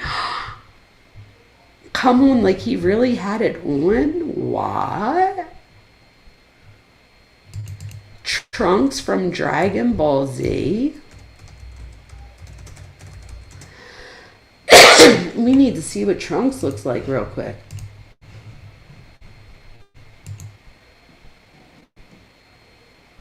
Oh my gosh, is he serious? Everything that he says he likes, though, every time I click on it is like cartoons. Even the things that aren't anime, like the one, I think he says it in here, his favorite movie or something, and it's like Way Out or something. But I was like, oh, what movie's that? And I go to look it up, and it was like a cartoon. I was like, oh, wait a minute. That's why it sounded familiar. No, I haven't, Harlot. Did that come out today? So someone tell me what to do. I said tell me what to do. You guys know what I mean. Like, cuff you or someone. Tell me what I'm supposed to be doing right now. And then I'll look. I swear it's reality. Oh, yeah. Yes. So distorted for him that he can't tell the difference in reality and fantasy. Now, this is where I disagree. Hey, Higgins, how about this one? He most certainly, in my opinion, can tell the difference. He just tiptoed way into fantasy. But I think that's what you meant, right? So, like, he got so close to that line, and I think he walked that line for a long time. And I think when he was ready to step over the line, he did so with, like, his chest out, in my opinion. Look at this. So this is what he aspires. Look. Oh, my gosh. He said something about a crop. Oh, my God, stop it. This is what he aspires to be, you guys. And then look at that. That looks like his other outfit. This is what he aspires to be. The crop jacket. I can't. Oh, look at this. I wonder if he wore this for Halloween. Let's look real quick. You could get this on Amazon for $80. You guys. Oh my gosh. He wears that wig. Is this the one where he's cosplaying with the tools that we suggested could have been printed from the 3D printer? Is that what this cosplay is? If so, that's sick as fuck. They found her DNA in his garage. How do we know this? Wait, what happened? Where is it? Would not want to read about him. He's very psychotically ill. But this is the thing. So, Glenn, that's why I want to read about him, right? In my opinion, for me, not you, but like for someone. And, you know, that's why I want to read it, because I think that it's such a phenomenon, right? That, like, how do people, you know, how can you have one person that's so antisocial and someone else that's so pro-social? And it's like, you know, and obviously I know some of the answers to this, but it's just so interesting. My kid says buying a costume isn't real cosplay. It's a good thing I can sew. A wise woman. My grandmother was a seamstress. She died at 100. So we're talking, she was born in 1916 or 17. Her birthday was yesterday. Happy birthday, Grandma. And she's passed away, but happy birthday in heaven. But she was a seamstress, and I have a few sewing machines, and I need to learn how to thread the needle. I feel like I could do the rest. Will you teach me one day over, like, a Zoom or something. Like, I don't know, whatever. Blue is from kiddie pool. What? He used a chainsaw. The blue. The blue in what? Let me look that up. So you said he also used a fake name to purchase the tools. So Z Young. Oh, the blue on her? What's a kiddie pool? Like a kiddie pool? Wait, what? Let me see what you're saying. Stop it. Stop. Stop.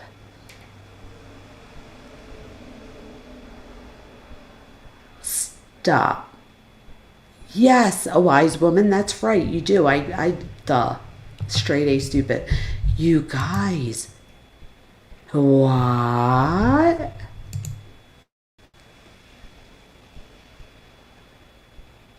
I'll look at whatever you guys want me to. I'll look at whatever now. I just got sidetracked when someone said a kiddie pool, and I looked it up and was like, wait, what are we talking about here? And wow. So this is what it was? It's in an article. It gets worse. Stop, Mother Oats. Where do I get the article? TMZ, Zav Girl read it in her show. Read the court doc, but buckle up first. Where is it? Can somebody throw it in the thing? I know Cuffy's about to say I did 3 times already. But wait, go to Discord. Okay, I'm going. Tell me where to go, you guys. See, we're a team here. We do this together. All right, so I'm in Discord. I'm assuming it's under the David and Celeste stuff. Let me pull that up real quick. Okay, I got that up. So now, welcome to Withered, or that's the song from the Withered scrapbook.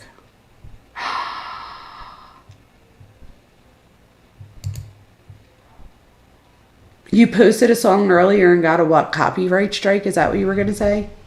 So I know that this isn't it, but I just saw this, so I do want to acknowledge that you sent this to me. So, I mean, do you care if I say your name? I don't want to just throw it out there if you don't want me to say your name. So let me know real quick. But one of our lovely friends here just sent this to me, and it says, welcome to Withered. Now, you guys, I don't know if it's in the article I was just reading or not. It's in one of the interviews that he does, and he talks about how Withered was an add-on after what? And he says, am I wrong that all of his videos go like in sequence? He is one evil SOB, right? You said it like 5 times already, harlot. If I had $1 for every time somebody had to say that to me, I am so sorry. You definitely did. If you guys ever like did this, it's like weird because there's a delay too. So no, the song Afterlife was an add-on. You're right, but then Withered was on top of that, wasn't it, Alexa?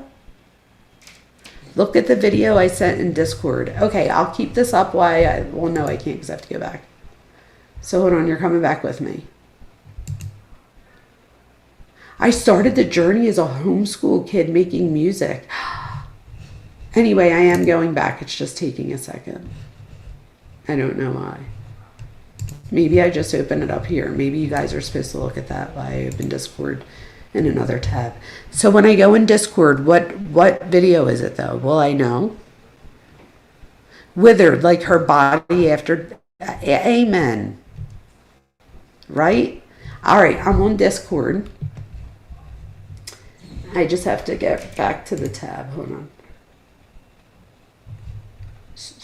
Thank you guys for helping me. All right, I'm back on the tab. Is it the one, this is when the car was last driven? Is that the video? Car last driven, it is. Driving the Tesla to where it Okay, stopped. hold on.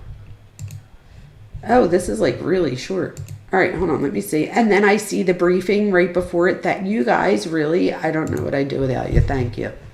All right, we're going to share this tab instead. Let me just make sure that you guys are seeing the same thing. Cuff you, I just got your thing. That's what I needed, so thank you. I needed that. Sometimes I just need it in the chat because that's what I was starting to say earlier. It's like a lot more difficult to be up here and try to do this. Like I had Cuff you up the one time. I should have just had you come up tonight, but I know you were tired and stuff, so I didn't want to ask. But it was easier the other night when I had Cuff you up here because she was keeping tabs of the stuff and was telling me what you guys were saying, which helped me just stay focused here. But when you're trying to do a bunch at once, and then sometimes the things will go through and I didn't say it. Okay, Z Young, let me tell you why I don't know about stuff. I don't know if you know this about me, but I work like a 40,000 jobs, and Mondays and Wednesdays are my long days. I start work at 8 a.m. and my last class ends at 9:30 p.m. So and because I teach, I'm literally talking all day long. So I never really have a time to catch up. You know what I mean? So so I thank you guys because like I said, without you guys, I wouldn't even know this. So let's look at this. This was given to me from Z Young and Cuff You and Harlot and all this. Thank you. Tesla to where it stopped.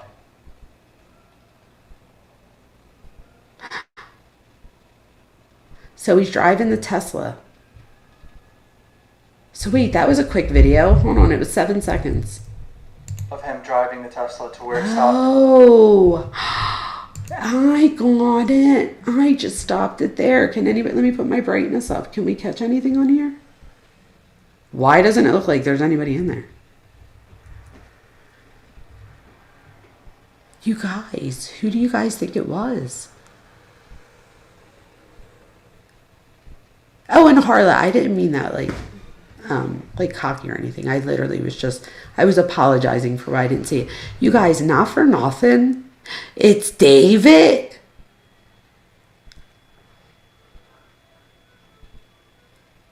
Isn't that funny? We're going to read it in a second. Didn't the investigator, Steve, say that, allude that it was Neo? No, am I wrong? He didn't really tell us. But he said that the person, oh my God, you guys, if that was David, right? It's okay. You can spoiler alert. It's okay. Whatever. I'm going to read it in a second anyway. He did allude that it was Neo, right? That's what I thought. Now that it's David and we know that...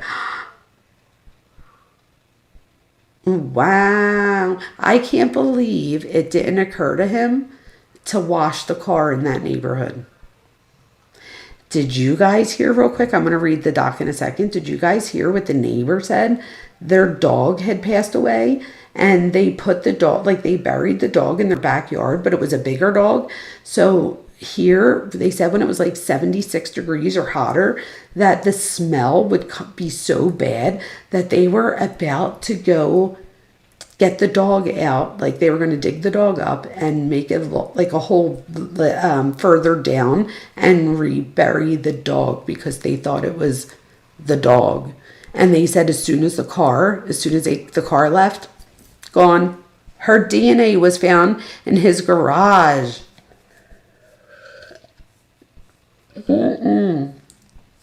Yeah, right. ASAP Rocky doesn't, right? Do that to minors or dismember and kill, right? So, all right, let's look at this real quick. Excuse me. All right, let's say share this tab instead. All right, let's make this bigger for our old eyes. And let me make sure, okay, you guys could see it. What I'm going to do real quick, you guys, is I'm going to take the chat box off so that we could see the whole thing. So there we go. So there's that. Okay, you guys, so let's do this. So here we have, okay, and if you guys have read this already, bear with me. I have not seen it yet. It's dated the 29th, so yesterday. So, wow. Okay. I should have known about this last night. I do apologize. You guys, when I tell you that I was so wrapped in that video, I can't even tell you. Wow.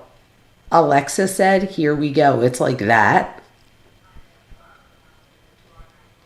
All kinds of stuff came out today. Zav did a live on it. I was watching her live while I was getting ready, but I was like running around with the dog, like all the things, so I didn't really comprehend a whole lot of it. I need to go back. So here we go, you guys. You guys ready? So would this be something? Well, no, I don't want to bother cuff you. I was going to say to have someone that could be like doing it that way. All right, it's okay. I got this. Ready? So to the honorable judge, background facts. The dismembered body. I cannot believe you guys that the very second word is dismembered. Wow. The dismembered body of a 14-year-old Celeste Rivas victim was discovered. I'm not bothering you. All right, cuff you if you want to call. And I'll read this and like we'll do little interruptions. But if there is something that somebody says or you're like, they want you to go do this or that, that way you could tell me. So that I don't get distracted like this and keep going back and forth. So whenever you're ready, just give me a call and I will put you on. So Cuff you guys is going to join us, not to necessarily, she doesn't have to talk or anything, but like it's whatever you want to do is good with me. But just to even just tell me what's going on in chat. Okay, you guys. So here we go. Cuff you. Hey. Oh, wait, hold on. I have to put you on speaker. So, okay, there we go. Okay. Hi, Cuff you. Hey, what's up? Not much. All right, let me start reading this, and then I guess just let me know if you like need to stop me for anything. Thank you so much for doing this. Okay, you guys ready? Here we go. So the dismembered body of a 14-year-old Celeste Rivas was discovered in the front trunk of the defendant's Tesla Model X on September 8, 2025. The vehicle had been towed there 3 days prior from 1405 Bluebird Avenue, which was parked approximately 400 feet from the defendant's home. 100 feet is a football field, right? So this would be like 4 football fields, right? I think. So the defendant's home at 1368 Doheny Place. 100 yards is a football field. Oh, this is 400 feet. See, I'm tired. I can't. I worked really long today. Today's my long day, you guys. I worked like 13 hours. Okay, and I've been live now for however long, so add that. All right, here we go. 400 feet. That's why you have to be up here. You guys are making fun of me. 300 feet is a football field. Okay, so it's a little bit more than a football field. So there you go. Thank you, you guys. So from the defendant's home, surveillance video and other evidence confirm the defendant was the last person to drive the vehicle on July 29, 2025 before he left Los Angeles on a concert tour. Shut the actual F up. And this is Jamie reading this, not Dr. Vona. So let's be clear because I can't fucking believe this. On September 8, 2025, the manager of the tow yard where the Tesla had been impounded noted the strong smell of decay and the presence of flies coming from the vehicle. He notified the Los Angeles Police Department, LAPD, Hollywood auto detectives, who determined the Tesla was registered to the defendant through departmental resources. At the tow yard, LAPD detectives opened the Tesla's front storage compartment and observed a black cadaver bag covered in insects. Oh my God. Inside the bag, they discovered a severely decomposed head and torso.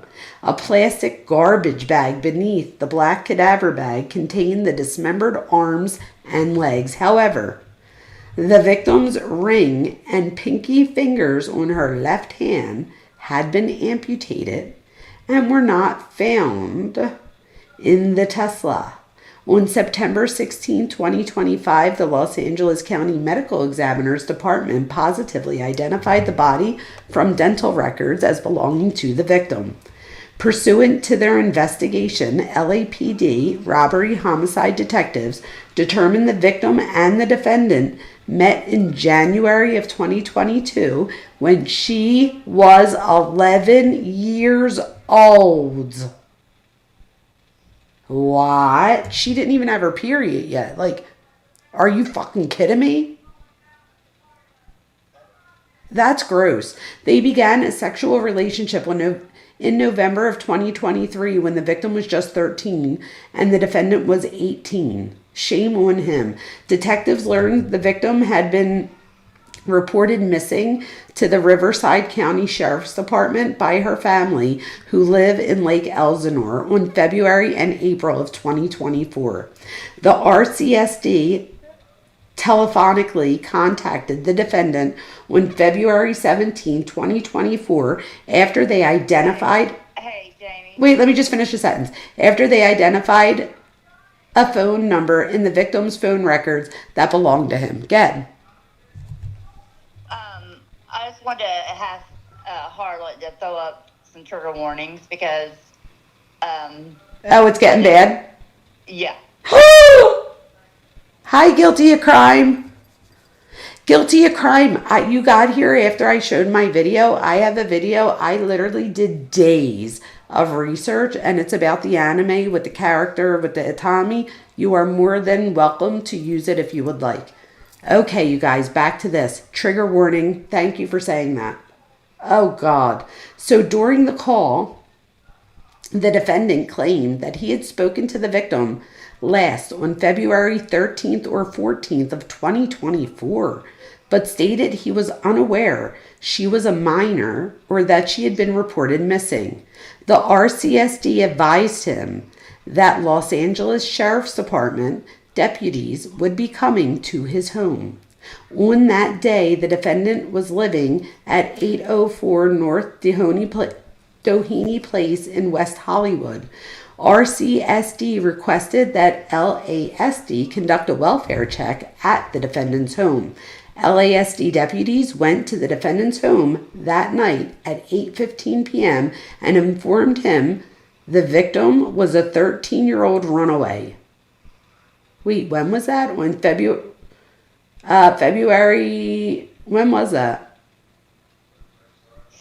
February 13th. Yeah, February 13th. So Valentine's Day of 2024, they warned him that she was 13. The defendant again claimed he was unaware that she was a minor and that he only met the victim once in person in November of 2023.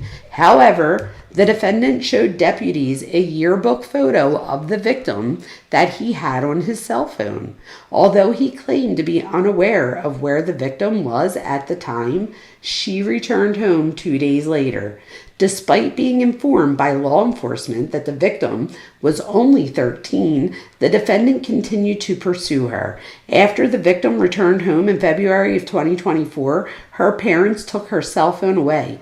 The defendant drove to Lake Elsinore and paid a junior high school student in the victim's class $1,000 to give the victim a cell phone the defendant purchased so they could stay in contact. Wow. Throughout 2024, the victim spent a significant amount of time with the defendant, including summer weekends at his home in the Hollywood Hills and traveling with him to Las Vegas, London. So she had to get a passport, and Texas to meet his family. So not for nothing, I just got my first passport at 47 years old. You have to do like a lot to get a passport. So how did he not know that she was 13 when she got a passport to go to London with him? Text exchanges between the victim and the defendant contain references to pregnancy. abortion, and the use of the Plan B emergency contraceptive. There are also explicit photos documenting and corroborating their sexual relationship. In November of 2024, the defendant and the victim broke up, although they continued to communicate, and text messages suggest that they also continued to have sexual relations. Oh, there you go. A typical piece of crap. April 23rd, 2025 is the likely date of the victim's death and when all her cellular activity ceased. The night prior, on April 22nd, 2025, the defendant and the victim engaged in a lengthy argument described in detail in their text messages. The messages reveal the victim's jealousy over the defendant's relationship with other women, as the defendant led her to believe that they had a future together. She became extremely upset and threatened to disclose damaging information about their relationship with the defendant to end his career and destroy his life. The defendant's first studio album was due to be released on April 25th, 2025. He had an emerging multi-million-dollar career already in progress. He also had multiple product endorsements, which were highly profitable. At approximately 8:40 p.m. on April 23rd, 2025, the defendant sent an Uber to transport the victim from her Lake Elsinore home. What? To his residence? Wait, she was home? Oh! They communicated before and during the Uber ride, which dropped her off at the defendant's Hollywood Hills home around 10:10 p.m. At approximately 10:30 p.m., the defendant sent text messages to the victim inquiring where she was. The people contend this was part of the defendant's premeditated plan to cover up the murder, as she was already dead by this time. What? Knowing he had to silence the victim before she ruined his music career, as she had threatened, very soon after her arrival at his home, the defendant stabbed the victim to death multiple times and stood by while she bled out. OMG, he should have the same thing done to him. At no time, that's not in the document, I added that obviously. At no time did he call law enforcement or 911 to take her to an emergency room and attempt to save her life. Despite knowing she was dead and her family was trying to find her, the evidence will show that the defendant lied and claimed he didn't know where she was. In fact, the defendant drove to Santa Barbara County immediately after the victim died, attempting to dispose of her property and destroy evidence. At approximately 11:30 p.m. on April 23rd, 2025, he drove away from his home as he texted and called the victim's phone asking where she was. Again, these were acts calculated and planned to set up his defense within a very short timeline after the victim's vicious murder. The defendant drove his Tesla north on the 101 freeway to San Marcos Pass Road, SR 154, near Lake Cachuma in Santa Barbara County. He returned home early the following morning on April 24, 2025, before going to a radio interview for the release of his album that week. He sent 2 additional texts to the victim's phone that day, which obviously went unanswered because she was already dead. After April 26, 2025, the defendant never attempted to contact her again. Tellingly, the defendant subsequently purchased tools to carry out his plot to dismember and dispose of the victim's body. On April 24, 2025, the defendant ordered a shovel from the home. Let me say something right here. Go ahead. This is the people's submission. This document is. However, as you read this part right here, I'm going to say this because we've read the ME report, and they will be able to tell, and they have told us, that it looks like a sharp instrument was used on her, not a chainsaw. So even though he purchased these things, Yeah, because he also had an incinerator that was still in the box, right? So right. So I wanted to say that out loud. yeah. Right? Like, No, I'm glad that you going did. nuts with it. Yeah, and I'm like, hold on, y'all. We So- have a trial to go through. Linnell asked how long were they together? When she was 13. When was that? I think 2023. Yeah. Or no, 2022, because in 2024 she was 13. And then they found her in 25 and she was, well, 14, about to be 15, but she had already passed. Yeah. Wow. Well, I never say she's 15 because she never made it to 15, even though they found her that day. It's like so disgusting to me. If you think about it, she only lived out 2 of her teenage years. So when we say like a teenager, to me, it was like hardly, right? Because we're talking about a 14-year-old. Like, she had only been a teenager for 2 years. You guys, he like was talking to her at 11. We don't even know if she had her menstrual cycle yet. Many girls get their menstrual cycle between 12 and 15. So imagine that. She was prepubescent. Like, what the? So anyway, let me read this. So on May 1st, 2025, the defendant ordered a subsequently Amazon let me go back a second. On April 24th, 2025, the defendant ordered a shovel from the Home Depot that was delivered to his home from Postmates. On May 1st, 2025, the defendant ordered and subsequently Amazon delivered 2 chainsaws to his home. Oh, you know why this is important, even if he didn't use it? The fact that he bought 2 chainsaws says to me that he thought that someone else was helping him, or somebody else said that they would help him, because why would you get 2? You wouldn't need to, right? So 2 chainsaws. He's not the sharpest knife in the sky. No, he's not. But the thing is, right, why would you buy 2? You would buy 1. So that just says to me that he either had already found someone that would help him, or he like knew in his head, like he convinced himself that he would be able to find somebody else to help him, because there's no need for 2 chainsaws, even if he didn't use them, right? But on May 5th, 2025, the defendant ordered and Amazon subsequently delivered a body bag. Oh, heavy duty laundry bags and a blue inflatable pool to his home. Jeez Louise. He made these purchases. You guys, I am just picturing this poor child. Like, he let her bleed out. So, like, what did he do? Like, wrestle her in the fucking thing to keep her in the pool? Like, what? She had to be terrified. Oh my God. So it says here that he bought an inflatable pool. He made these purchases under the fake name Victoria Mendez.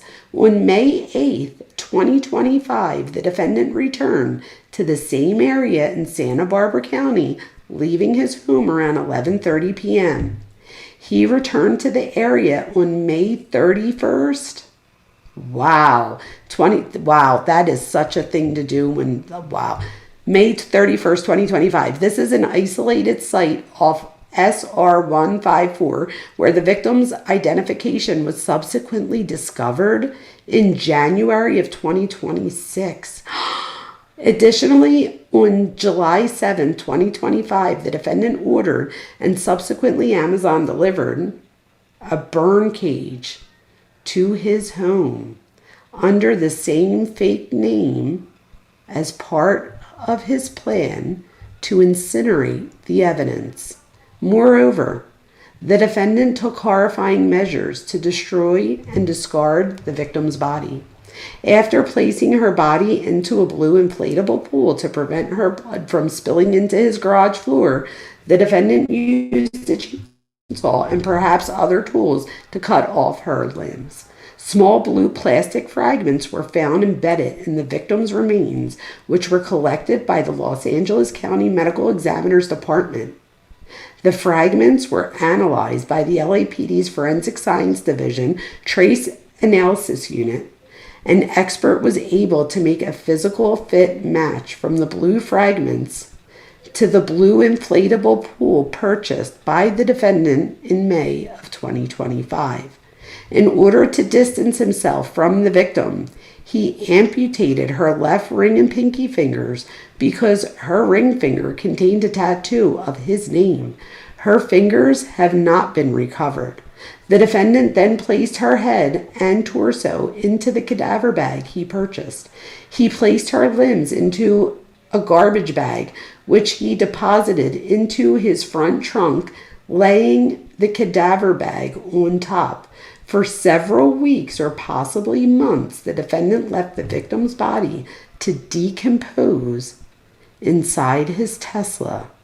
He lied to friends, business associates, and others who noticed the strong smell of decay in and around his home and vehicle.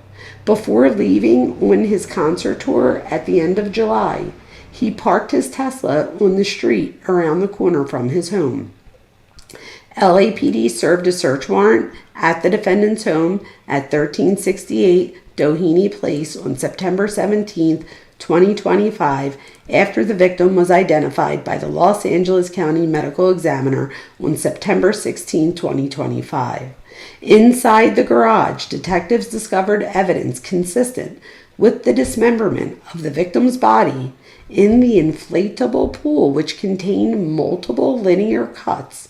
Several biological samples which tested positive for blood were collected within the garage area.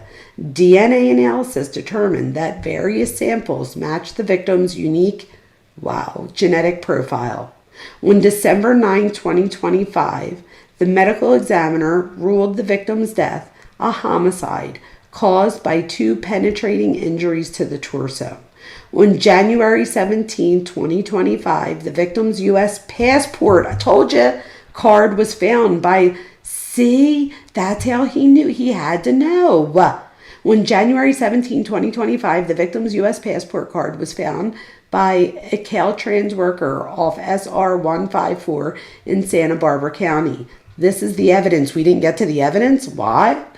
The people will present the following evidence at the preliminary hearing, including, but not limited to, the description of photographs depicting the victim naked, as well as while she was engaged with the defendant in sexual activities when she was just 13 years old. As this evidence constitutes child CSAM, the photographs themselves will not be presented, thank God. And thank God they're not going to be presented, because that could possibly arouse him by looking at them again. While all possible charges, in my opinion, and based on what I know from human behavior, it's gross, right? I can't believe this. While all possible charges that could be proven were not filed, the CSAM is proof of their ongoing relationship while the victim was 13 and 14 years old.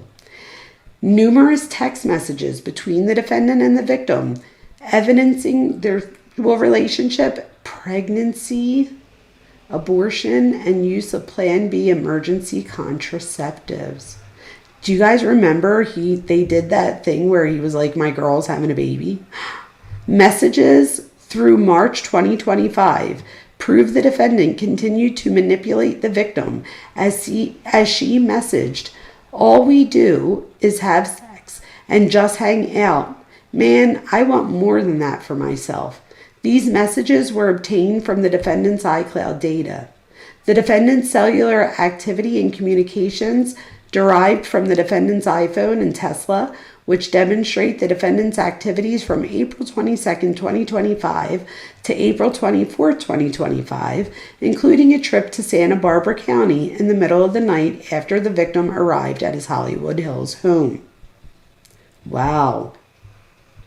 So the surveillance video of the defendant driving his Tesla on July 29, 2025 for the last time before parking the vehicle and leaving on tour the end of July. DNA evidence developed from bloodstains collected from the defendant's garage, which matched the victim's genetic profile. Proof of the defendant's Amazon purchases and deliveries to his residence, including 2 chainsaws, a body bag, an inflatable pool, heavy-duty... it was an inflatable pool? Wow. Yeah, with I was thinking one of the hard ones. Okay, an inflatable pool, a heavy-duty laundry bags, and a burn cage after April 24, 2025. Proof of defendant's purchase and delivery from Postmates of a shovel from Home Depot to his home on April 24, 2025. Uber records showing the defendant's transaction where he ordered an Uber to pick up the victim from her Lake Elsinore home and transport him to the residence the night of April 23rd, 2025. Proof of the defendant's lucrative career as a singer and songwriter prior to April 23rd, 2025. The defendant had an album release party on the night of April 24, 2025, before embarking on an international tour in late July 2025. So the night after he did this, he had a party, release party. Text messages exchanges between the defendant and the victim on April 22nd and April 23rd, 2025, where the victim threatened to expose the defendant and destroy his career. Conclusions. This brief is filed to assist the court. I don't think this presented to the preliminary hearing. In view of the limited scope of evidence to be presented at the Did you just hear that? In view of the limited. That sounded like a whole lot of evidence. Could you imagine? Well, there is 40 terabytes, so that's a ton. But could you imagine this is the limited view of evidence to be presented at the preliminary hearing detailed in this brief? There should be no substantial impediment to moving forward with the hearing as scheduled. So are they going to move forward with the hearing? Yeah, so you asked me. Yes. Yeah, so like are they like they didn't ask for like a delay, right? Not at this point, no. Did they make a date? I think It's so. on the 26th, someone said. Of what? May? Yeah. I had it in form. It's happening maybe May 12th or later. The 26th. So May 26th it is. We're going to have to pay attention to that, you guys. And let me tell you something here. Some of the things that really stuck out to me here. So this is what I'm saying. I want you guys to think about this. So according to the prosecution, right, she was killed within 20 minutes of arriving at the house. However, I know he said, "Where are you?" But how many times in your house have you been like in the bathroom or like, I don't know about you, but there's been a million, like I do. If I needed something right now, like if Thor was barking, I would text somebody upstairs and be like, "Can someone help me? I'm live." You know what I mean? Like people text all the time in the house. So what if, knowing that would help him later at some point, he wrote, "Where are you?" And he just meant like whatever. Well, I guess because she doesn't respond. Because I was going to say, what if he like said to her, "Let's go for a ride," and he took her out there? Because my thing is, did he not think of all the blood? Like that's what confuses me. Did he have a tarp? Like, right? I'm confused with what you're asking. So, like, how didn't he get blood everywhere? he did. It had to have been everywhere. That's what I'm saying. How did he clean it up? Like, do you know what I mean? Like, do you use? That's what I mean. Like, I'm just thinking out loud. Like, what do you use? Yeah. Like, do you use like paper? Like, what do you use? Yeah, I don't. I mean, I think I remember. I don't have a clue. I'm trying to think of what material that basement was. The garage. He also has a slasher suit. You had a what? Slasher suit. Oh, I didn't know that either. I haven't seen. Well, that I anywhere. guess what? I am not surprised. Like, think about it, right? Like Dexter. I swear to God, Harlot just took it out of my mouth. I wonder if he hung sheets of plastic like Dexter or something. That's what I'm saying, Harlot. How do you... And people are saying that they don't think he used a chainsaw, which makes sense. Because if you think about it... Now, this is my thing. What do you guys think about this? He got 2 chainsaws, right? Which, like I said before, says to me that he either had somebody that said they would help him, or he knew that he could convince somebody to help him. However, the person thinks about it, or someone does, and says, wait a minute, this doesn't really, like, this is going to go everywhere type thing. So maybe, you know what I mean? The tarp would contain fluids. Was there a tarp? Does anybody know? There was no tarp found in the Tesla or at his home. A wise woman said he probably didn't blow up the pool. Because that's another thing I'm thinking. Like, what stops, like, especially if, like, I don't know, unless he blew the pool up and then lets the air, I have no idea, and, like, wraps her up, I'm not sure, but the other chainsaw was found by Steve. Isn't that amazing, right?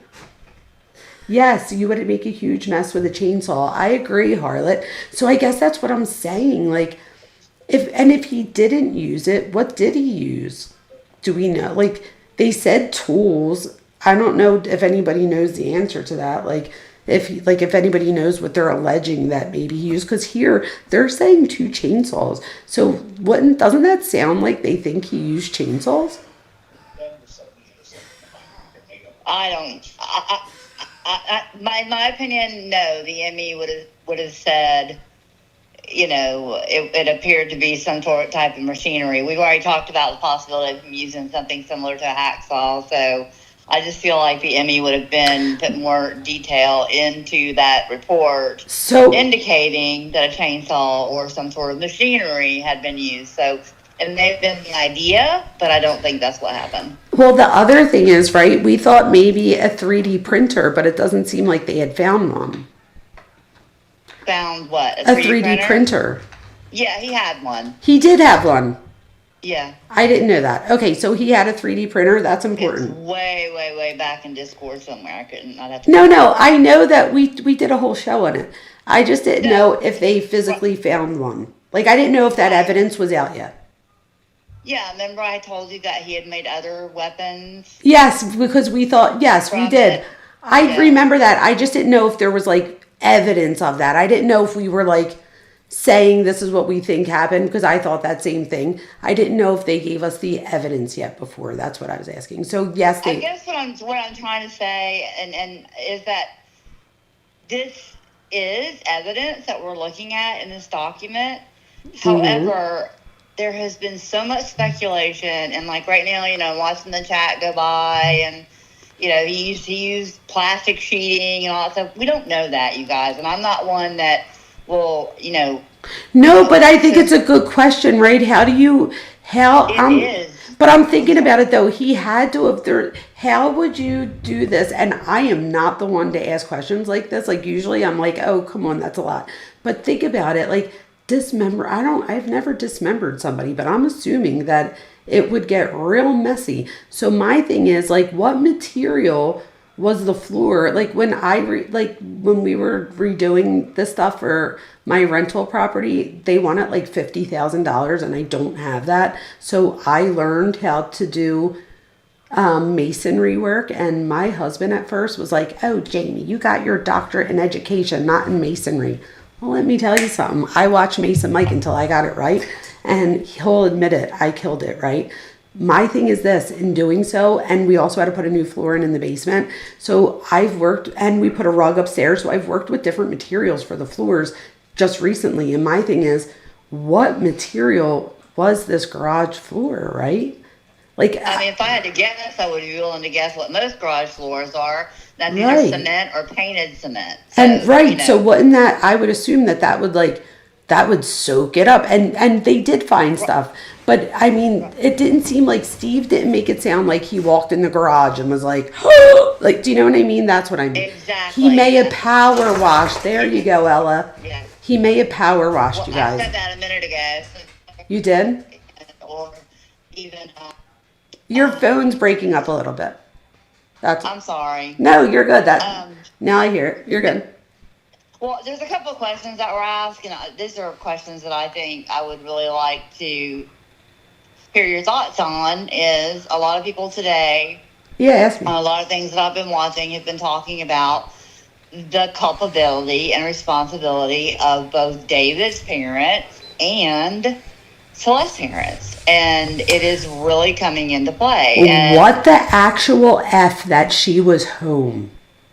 Well, here's the thing. So if it was your daughter who was 14 and they knew that she was at David's and they knew that he was, of age or whatever, would you not be over there more often seeing what the fuck is going on with your 14-year-old daughter around a grown-ass man? Does anybody know what date it was that she went, like what day of the week it was? Because if it was during the week, there'd be no way my kid's leaving at 10 o'clock at night to begin with, right? She's been over there for months, Jamie. But that's the thing. She was home. That night. Right, but isn't that crazy? To me, that popped out like so much. Right, so that says to me, was she really missing, or did her parents say she was missing so that they didn't get in trouble for truancy? They reported her missing soon after, I can't remember, I had to go out and put the date, but it was a couple of days.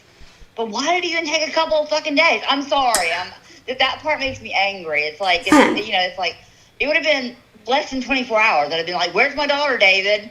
And then I'd have called police. And that's the other thing, though, right? Didn't the parents say that they hadn't seen her or talked to her for a whole year before? Yes. She'd been known to run away. But she was home, though. I'm just confused about that. Not that you know the answer. I'm just saying, I want to know more about that. If the parents... Yeah. And did she come home that day for the first time? Or, was this a thing that she went home? Because my thing is, when she wasn't staying with David, where was she staying? At her house. Well, that's what I mean. So the parents didn't know? They did know. That's what I'm saying. No, I know that's what you're saying. I'm agreeing with you. That's what I'm... Same thing, right? I'm agreeing with you. I'm saying, the parents didn't know? Are you serious? How could the parents say that? That they... Not that they did, but I'm saying, how could you even defend that you didn't know? The cousin, Alexa. That's becoming a really big topic. It really is, and it should. Celeste, his brother, and then David's mother. You're breaking up. I'm sorry. No, now you're good. Whenever I say you're breaking up and you say I'm sorry, it fixes it somehow. It's the weirdest thing. Anyway, it's our reception in this cul-de-sac. But anyway, it's been posted, like I said, there's so much being posted in Discord, one thing after another, and we kind of need to keep it in some context because a lot of things are repetitive, and that's one of the reasons, so I'm saying, don't get mad at me. Oh, yeah, if something's repetitive, you guys, I've told Cuff you to delete repetitive stuff only because I only have a limited amount of time to read the stuff. So there are some times that I'll watch something twice and not until I'm at the very end of it that I'm like, wait a minute, I definitely watched this or I definitely read this. So I agree with that. If anybody gets mad about that, that's kind of me because I have ADHD but that's good though, right? Though if somebody thinks that they have something, I don't hate that. Right. But what I was saying is, so yes, it's all valid information. It's all important information, but you're right. And what you just said, the problem is that more than one creator will will throw the same exact information up just under their creator name. So, it's kind of it's hard to, that's why I asked that, if you put a little context with their videos and not just post them one back to back to back to back. Oh, wait, guess what? I'm glad you said that. So this is the thing. If I sent somebody something, I would expect you to watch it or whatever. But if you're one person sending things and there's multiple people sending things, then that's just way too much for one person to read every little thing. So in that case, or to watch. So in that case, I do get that. If everybody, I love that people post stuff. Just maybe put a little blurb. It doesn't have to be a whole thing. But what I have to do is keep shit organized for her so she can do this job.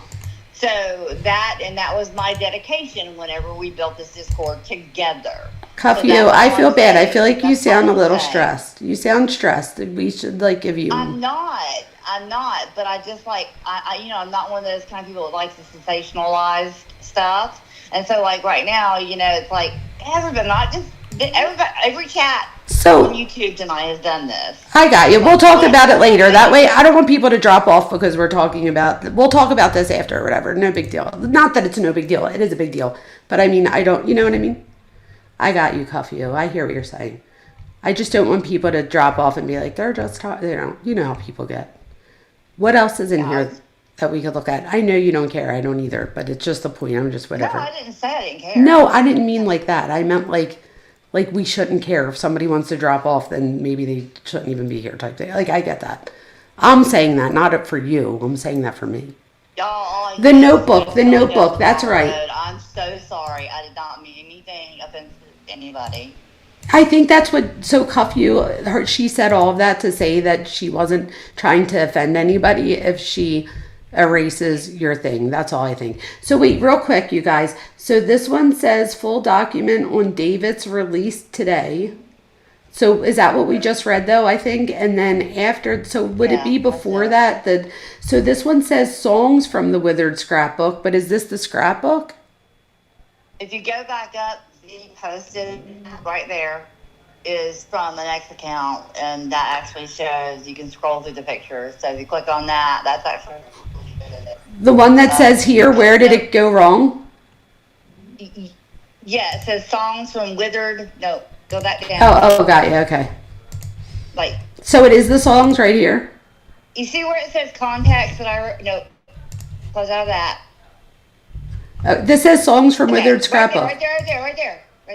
Oh, I see. Yeah, click on the Reddit link. I see. Okay, so we're gonna read this. Let's see what this says. Well, it just scrolls through, and it really shows the entire book, is what it shows you. So wait, can you tell me real quick what book? Like, this is his book that he kept. In context above it, he did this for 2 tours or 2 albums that I can. Wow. And was the Withered, Petals, the Petals and Withered. We're gonna see, just for people that are listening.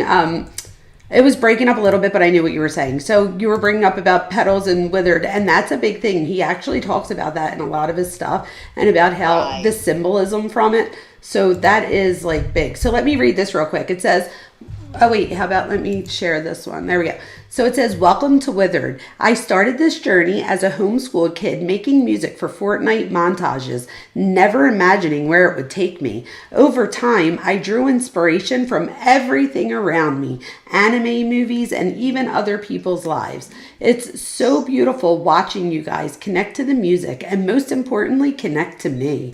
The last 2 years have been a journey since I left Houston. Hold on one second.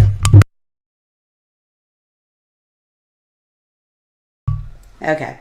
The last 2 years have been a journey since I left Houston. New places, new people, and new experiences have shaped me in ways I've never expected.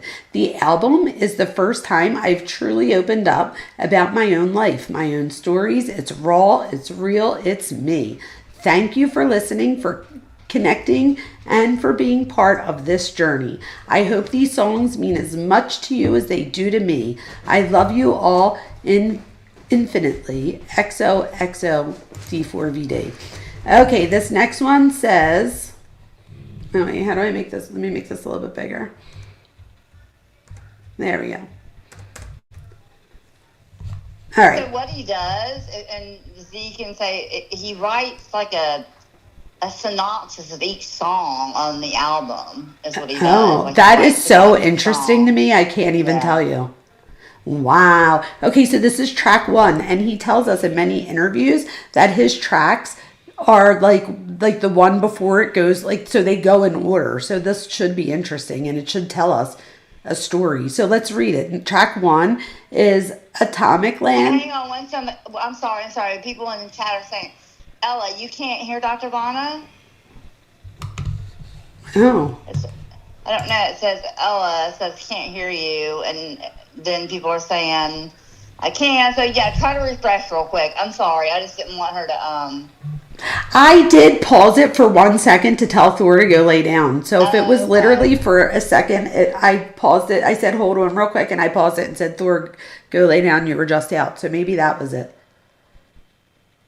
I can. Somebody said that they can hear me. So Just if Yeah, somebody just yeah, lets yeah. me know that they can hear me, but I'm going to keep going. But let Cuff you know if you could hear me or not, please. Thank you.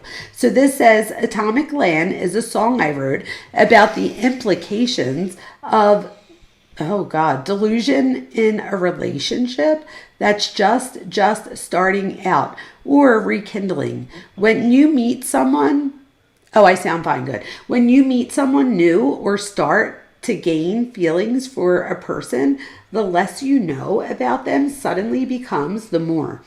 The more you, what's that say? Depend on, oh, the more you depend on the thought of that person, often outright the actual experiences you have with them, often leading to disappointment we bring onto ourselves, and it is completely our fault for over expecting an outcome of a connection because of the amount of dopamine. What?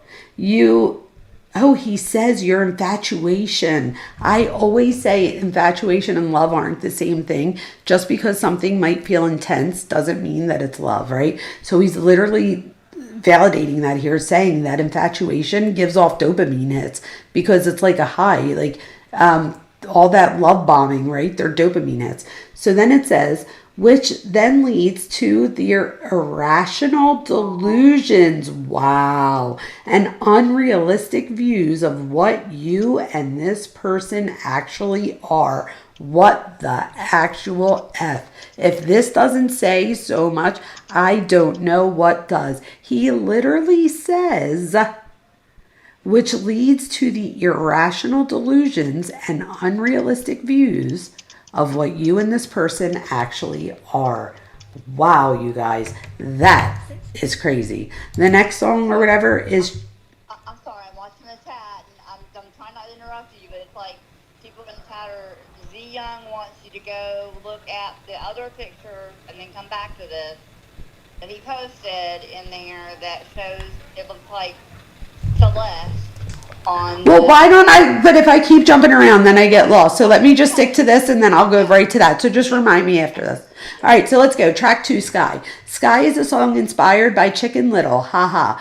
See, everything's about kids. At face value, it may sound like nothing more than a funny reference to The Sky is Falling, but I applied that to my own life and personal experience. It's extremely draining to feel like the entire world is crumbling around you and the person or people in your life that are most important are drowning in ignorance to your situation because they don't understand the severity of what you're feeling. What the you guys, that is such a self-centered statement. Wow. It can even feel like you're in the wrong for feeling how you do. What? Especially when those emotions are hard to explain.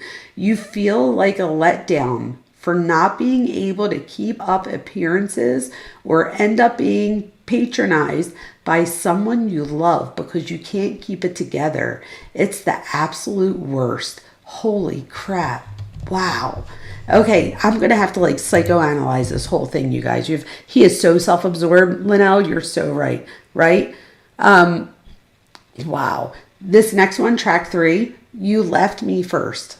Okay, so You Left Me First is a conceptual think piece of how I viewed my first relationship. Very contradictory to the title, in this relationship, I was the one who constantly had to detach myself and leave multiple times. Wow. Often being mistreated and emotionally neglected to the point where I felt like she was leaving me spiritually and emotionally, although I was the one who left physically. Wow. The themes throughout the song talk about my struggles with trying to mend a broken relationship by myself with no effort from the other side. Feeling as if there was no point in trying at all, going through very high points and even lower points. I mention in the song that she loved me at my best and she loved her at her worst. What? It says the song that she, oh my God, I mentioned in the song that she loved me at my best and I loved her at her worst, which basically sums up how exhausting that cycle was. You guys, so he's literally saying that he's on top of the world and that she's down in the pits, like she's at her worst. Wow. It's almost like look how lucky you are that somebody at the top of their game is willing to love you and you can't even give me the emotional, like what the, and the fact that everything is written in caps is another thing too. Then it says, wow, that cycle, all right, constantly having to keep up appearances for her and put her first. Wow. It doesn't sound like he's putting her first here. While her lack of reciprocation was eating away at me until I couldn't take it anymore. But hey, that's love sometimes, I guess. No, it's not. No, it's not. Public service warning, that is not love. I promise you, nobody that loves you, makes you feel that way and makes you feel the way that he's saying here. This one, a little bit harder to read because it's written small, but I'll try. Track 4, Say It Back. Say It Back is a switch, a powerful song for me and my growth as a person. The themes in this song deal with more unreciprocated love and unappreciated feelings. The most unwarranted response to someone saying they love you is saying, I love you too, you guys. Story time real quick. That is a huge thing for me. I hate when someone says I love you too. Before I read why he hates it, let me tell you why I hate it, because I don't want to get them confused. I don't like it because I feel like when someone says I love you to me, take notice. If anybody's like, oh, I love you, I always say, oh, love you. I don't say I love you too. Ever. I might say love you back if it's like a bunch of people like that we're talking here or whatever. But if we're like on the phone or something and somebody's like I love you, I always say I love you. I never say I love you too, because I feel like when you say I love you too, you're saying it because that's what you say back to I love you. So when you say I love you, which is so interesting to me, because in the song or the words like the machine that he plays in the beginning of a set, he has allegedly Celeste, right? And she says I love you twice and he does not say it back. And so one of the people that interviewed him asked him about it and he made it sound like, oh, just wait and see the next song. Like it was almost like it was like a selling point, but it was like hard to me. So maybe here he doesn't say I love you too because he doesn't. Let's see why he doesn't say it. Wow. I agree with him on something, I think, and I want to throw up about it. He says, saying they love you is saying I love you too in return. Here we go. I love you more if you got it like that. Ha. But to say I love you and not hear, oh, so he's not saying that. He's just saying, oh. So he is saying that. Wait, I'm so confused because listen, I'll say that again. The most unwarranted response to someone saying they love you is saying, I love you too. Unwanted. Does that say unwanted or unwarranted? Either way, that would be bad, right? So I love you too in return, or even I love you more. If you got it like that, haha. But to say I love you and not hear it back is crushing, especially when you actually love the person. You're saying it too. I'm usually a very understanding person. What? And I rarely hold a grudge. Oh, really? But in this situation, this song is based off of most definitely did. Wait, let me reread that better. He says, but in this situation, this song is based off of most definitely did. I didn't even really mean the words. I wonder what he wrote under the scribbled out. It says, I didn't even really mean the words I said, but it sometimes gets to a point where becoming numb to mistreatment doesn't work anymore. When I feel things, I feel them on such a strong level that it's hard to concentrate on what's important to me because all I focus on is what's important to the other person. Hence, it's important to Celeste to to have her voice heard. If he leaves her and goes out with all these other women, she's going to be heard about their, situation here. So you can absolutely read that as he's focused in on what's important to her. That's important to her, that either he doesn't cheat or he gets exposed. So then he says, my love language is words of affirmation, and each act of service. So the words and actions of people I care about matter so much to me. I'd call this song my final attempt at trying to figure out what my real feelings are before solidifying them in friend again. What? Figure out what my real feelings are before solidifying them in friend again? I don't know. I have to read this again later. This is absolutely unbelievable. The next song is Friend Again. Oh, there you go.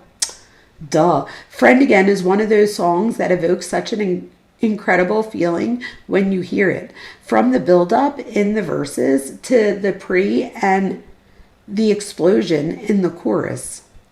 Hear what he just said, the explosion in the chorus. When you think of a chorus, I don't know, that just sounds so, In this song, I'm coming to terms with the relationship ending.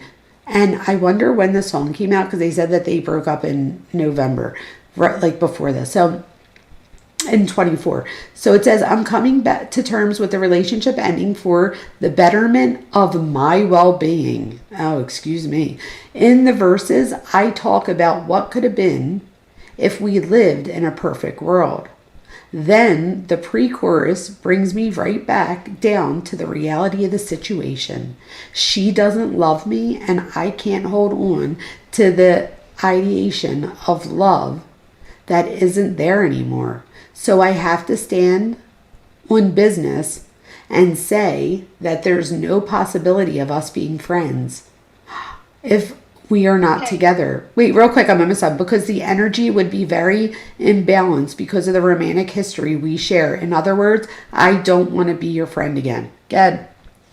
Okay, well, I was trying to tell you it was a chat.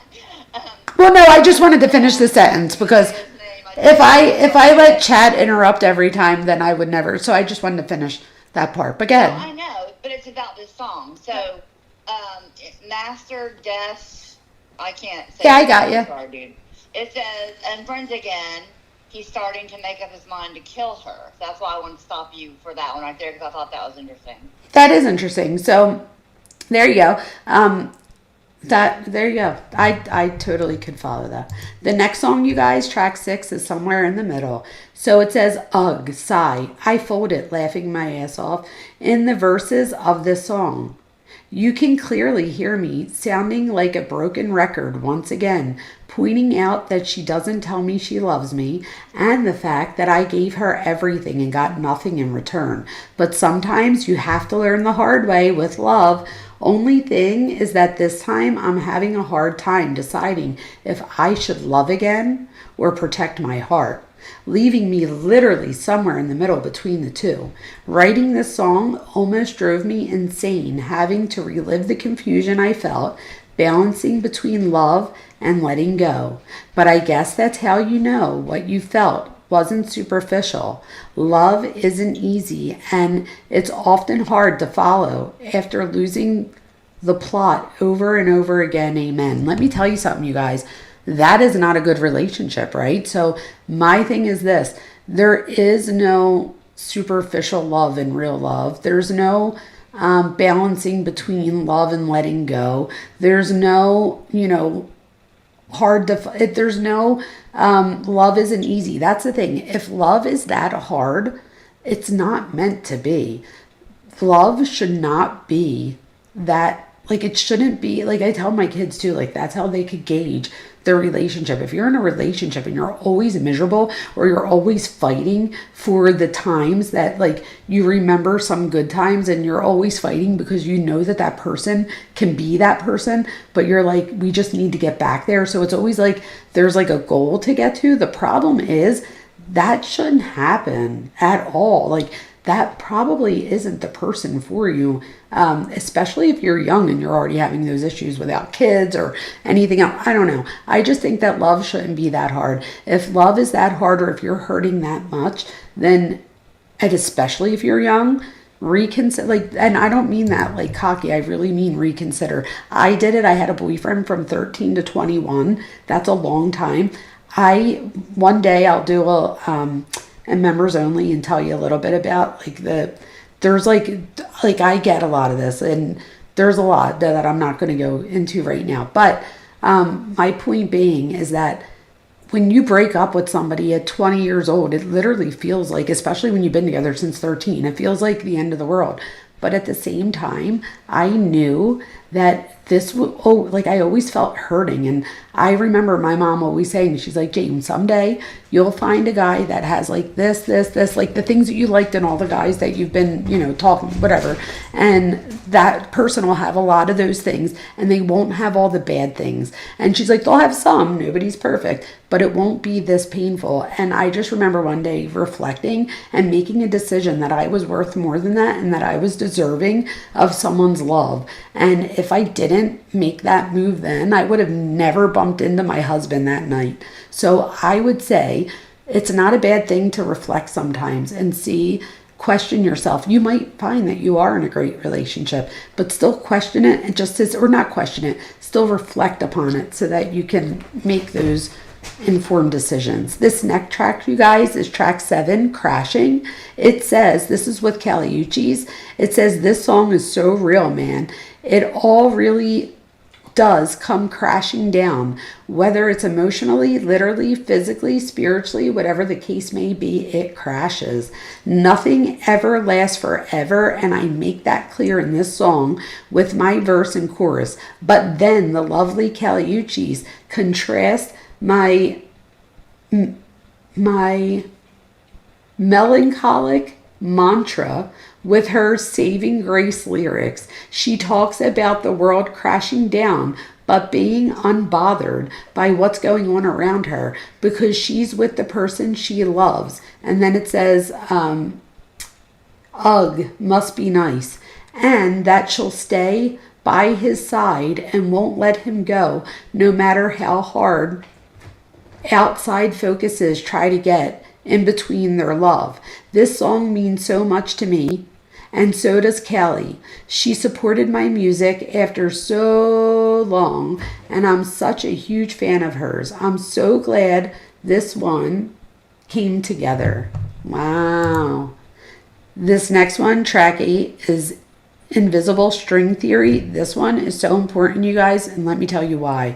The invisible string theory, as we know, is an old, proverb or whatever. He turns this thought that everybody's connected, and Celeste told us we could look it up in a little bit or whatever, but Celeste tells us what it means, right? He then turns that beautiful theory into something dark by making the invisible strings red and tying those red strings to all the evil in the world. So literally taking the evil part, or the evil part that somebody could take about the invisible string theory, and making it his own. It's terrible. So it says, my first interlude, inspired by real conversation I had with someone I really thought loved me. That person introduced me to the East Asian belief called invisible string theory. We now know that was Celeste. They have the tape of it, and he plays it in the beginning of his, or did, at the beginning of his shows. It says, it is stated that everyone has an invisible red thread attached to one finger, and it's not red, it's invisible. How could it be red if it's invisible?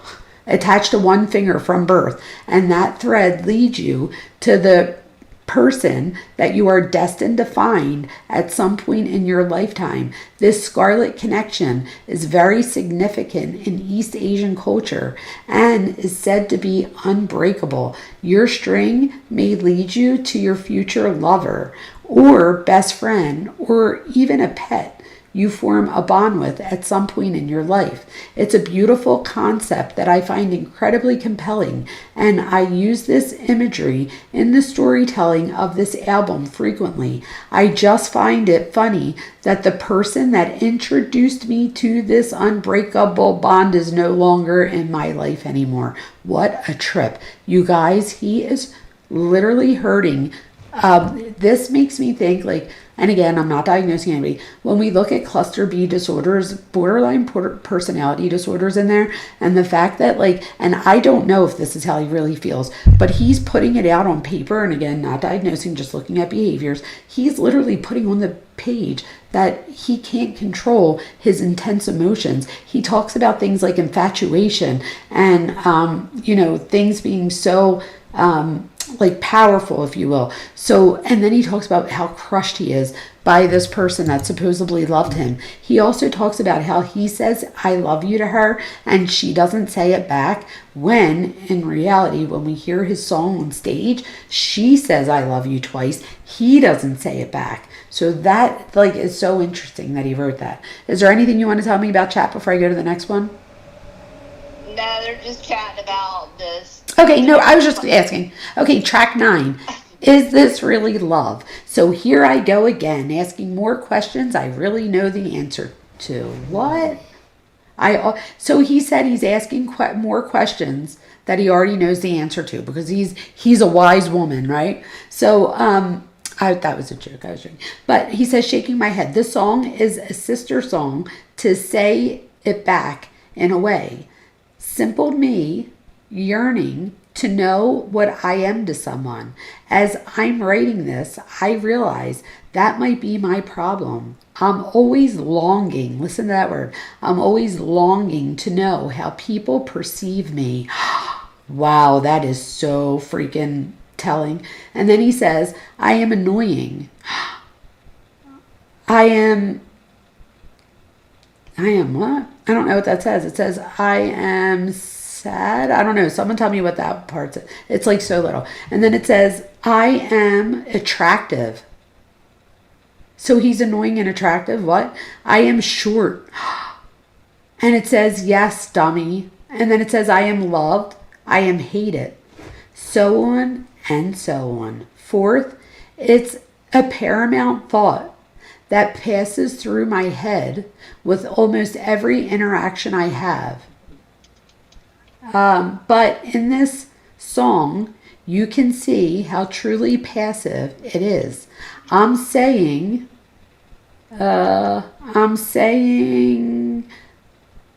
blurting or something. If I'm not enough, let me know when you find what you're looking for. At that point in my life, writing the song after being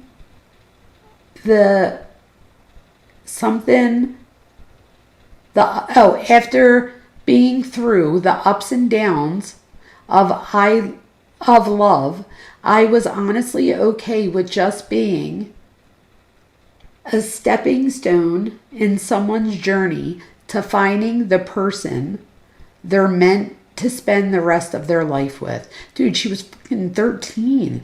Even if it wasn't me, I feel like their very mature state of mind. Wow.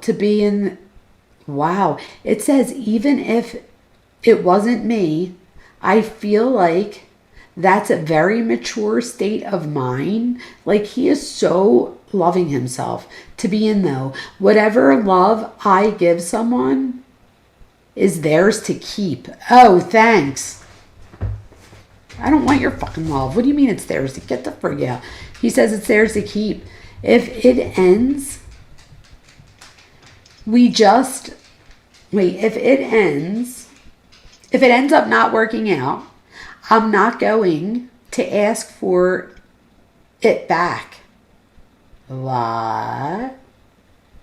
It was simply just a dream to enjoy each other's company, even if it doesn't last very long. You guys, this is the littlest writing I've ever seen. I can't believe I can read it right now. I have no glasses on, nothing. Okay. The next one, 10. I don't know how many there are. Track 10, withered. Oh, I think we're getting to the bottom. No, it says, where did it go wrong? I thought it said withered. I got excited. We were towards the end. But let's see what happens. So it says, where did it go wrong is the epitome of self-reflection. Oh, come on. And honestly, self-loathing too. That's more like it. The entire song is me genuinely explaining to myself why I don't belong with someone who isn't good for me.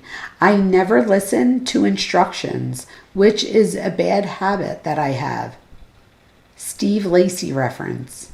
And I literally had to translate my advice into a song in order for it to get through to me.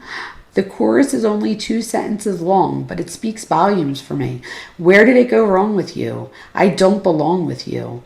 The question and the realization, both in the same chorus, is so meaningful to me because so much clarity can be found if we stop for a second and ask ourselves the questions we ask everyone else. The outro verse of the song is me pouring my heart out into the mic, explaining how I feel about not knowing what I mean to her, feelings on not wanting to love anymore, being a little bit conceited, yup, and talking about how I again loved her at her lowest, when it went completely unnoticed until I had enough and it was too late. Wow. So he pretty much just said there, wow, that he loved her at her lowest. It's almost like how dare you not love me back? Like, I loved you at your lowest. Like, who the frig is this guy? Oh my God. Track 11, Feel It. And then it says from Invincible. It has all the pictures there, and it says, I feel like I've been making sad songs since I started making music. Yeah. To have the opportunity to kind of think about different things, it was kind of like, this is my moment to show people that I can be happy at some points too and not make sad anthems all the time. We wrote the whole thing in 45 minutes, sent it to Invincible, and all they said was, that's the one. Okay. Then he says, I said, hey. It's the Feel It cover, I guess, and it says, oh no, and it's sideways. So he's literally sitting in a room. If you guys see the thing before this, like, this is the cartoon version. I watched a video when I was doing my research for that video, and he's sitting in a bed, and it says a day in the life of David, or whatever he called himself. I don't know if he called himself David or D4VD, I don't remember. But he's sitting on the bed and he has a remote control. Like, you see his black fingernails, like he's got his nails all done, and he's got the, and then it shows at the end of it, this is what they show. So literally there's like, he calls himself, what does he say that he's, like mayhem pretty much. But look, it's like he did, like a Tommy comes out. There was blood all over his hands. Look at that. I find like that there's so many things when you look at stuff up close. And it's like, look, things went sideways. Track 12, What Are You Waiting For? What Are You Waiting For was a much fun break from my sad boy sad song vibes. I wrote it in Japan early in the morning after my friend Tyler sent me the beat, and I hopped on BandLab immediately to start cooking. The whole idea of the song is so egotistical. What? And entitled. He did not write that.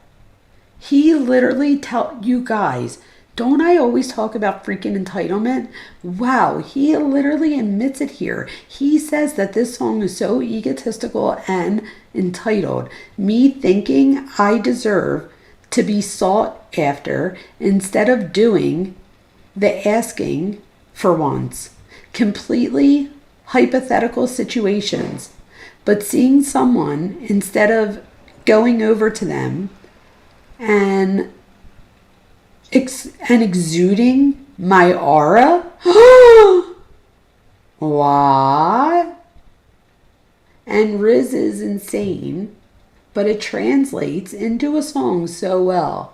It doesn't even sound that crazy, but I loved writing it so much, and also getting back into my indie croc. And then it says tempo dog was a reflecting experience.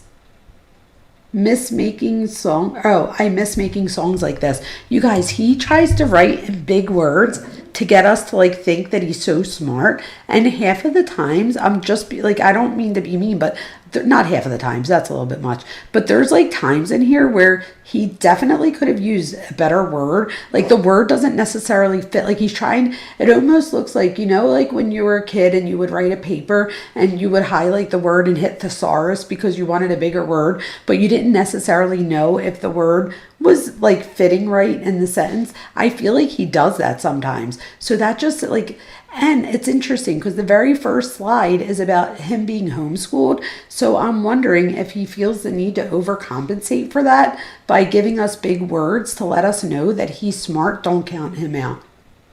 It says, the What Are You Waiting For music video shoot. David, I see you from across the room. And then it says, ITAMI. I thought I wouldn't feel a thing. Withered. I think it's getting colder now. Interlove. I want to get close to you. And then it says, P. Washer. I swear that we've been here before. Crashing fan. I guess you didn't notice me. Feel it. Oh, are these all the things? Then it says, David, what are you waiting for? Because I've been standing here. And it just goes on and on. It says live on Twitch with... So he was live on Twitch when he was doing this. We're live on Twitch, y'all. How many songs are there? Hold on. Oh, there's 15. So we're on 13. Do me one favor. Give me 1 second to open the door for Thor because he's just going to bark it. Hold on, Thor. I'm coming though. 1 second. Ah.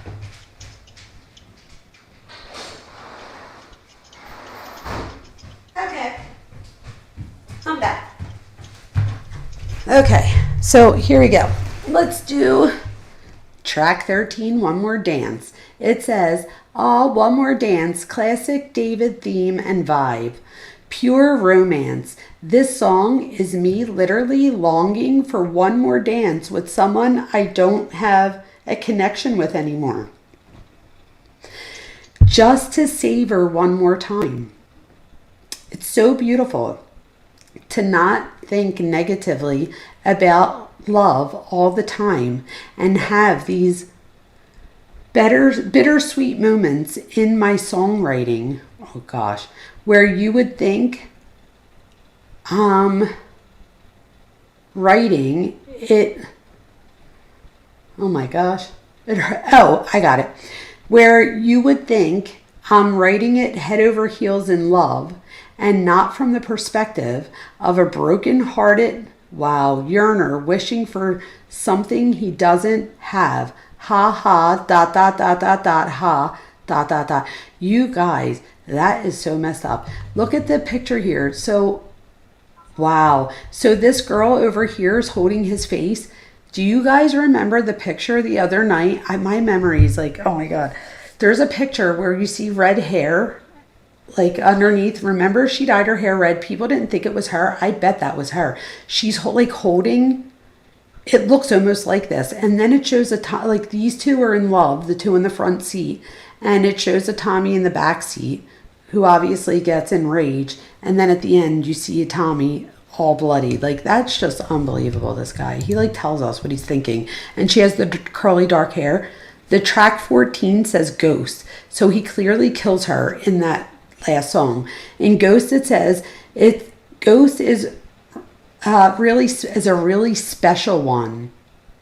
My good friend Matt Maltese and my friend Scott James, Jack Hollerback and Lucio or whatever wrote this with me in London.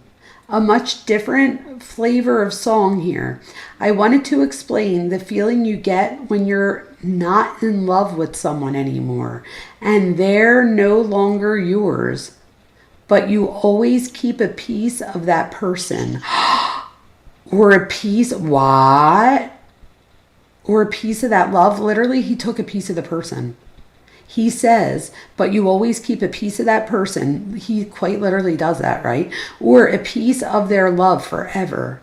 To be so connected with someone to the point where every person they meet after you is getting an incomplete version of them. Wow. So it's like he's saying that he completes them. Get the frig out.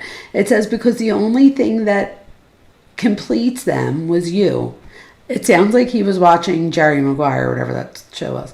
Which brings me back to how complicated love is and how important compatibility is in the context of a relationship. Oh, look at him, the therapist. It doesn't matter how much you love someone if you're incompatible. It just will not work out for the life of both of you. Wow. He literally says it will not work out for the life of both of you. It doesn't. He kills one, right? It says, but the one thing you'll always have, if not the person themselves, is the spirit or the ghost of a love that was once alive. Shut the F up. What?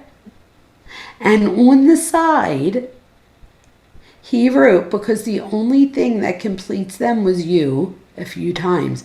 You guys, that's scary. He literally says that it doesn't matter how much you love someone if you're incompatible. It just will not work out for the life of both of you. But the one thing you'll always have, if not the person themselves, is the spirit or the ghost of a love that was once alive. What? And then the last song, wow. Track 15, this is definitely going to be in court, I'm sure. Track 15, Afterlife. Here we are at the final curtain of the album, Afterlife. Funny thing about this song is I wrote it before Withered. Oh, that's scary. Before Withered was even a real thing, with the intention of it being an outro for something in the future. I made sure this song stayed around. This beautiful song is essentially my send-off, so to speak. The death of a beautiful rose that lived, experienced, and withered. I view myself through that proverbial lens because life is often like that. You live, you experience, and you wither. But most importantly, you have to cherish those experiences that either stay or go. In this song specifically, I speak on every time I stayed through thick and thin in the relationship in this album. This album represents every time she crossed the line, I stayed by her side. Wow. I stayed by her side, even going as far as to let love kill me, and even then, still loving her after death. But that's just for the song. Real life isn't as poetic. Sometimes you have to know when to leave. Sometimes you have to notice that things aren't getting better. Sometimes you have to let go of the rose stem that's stabbing you with the thorns of so-called love. No matter how beautiful the petals look to you, it's not worth holding on to the pain disguised as love. It's worth dying for superficial affection. Oh, it's not worth dying for superficial affection. It's not worth, what does that say? Expediting your own demise just to feel something for a moment. That is the message of the album. To learn to separate your fantasies from your reality. Are you kidding me? To learn to let go, to stop asking the same questions over and over again, to stop repeating a cycle forever, to live, to grow, to experience, to love, to mourn, to grieve, to laugh, to cry, to hurt, to heal, to break, to become whole. What the F? Wow, that was crazy. What was that one thing that somebody wanted me to look at? I don't remember. I don't remember, honestly.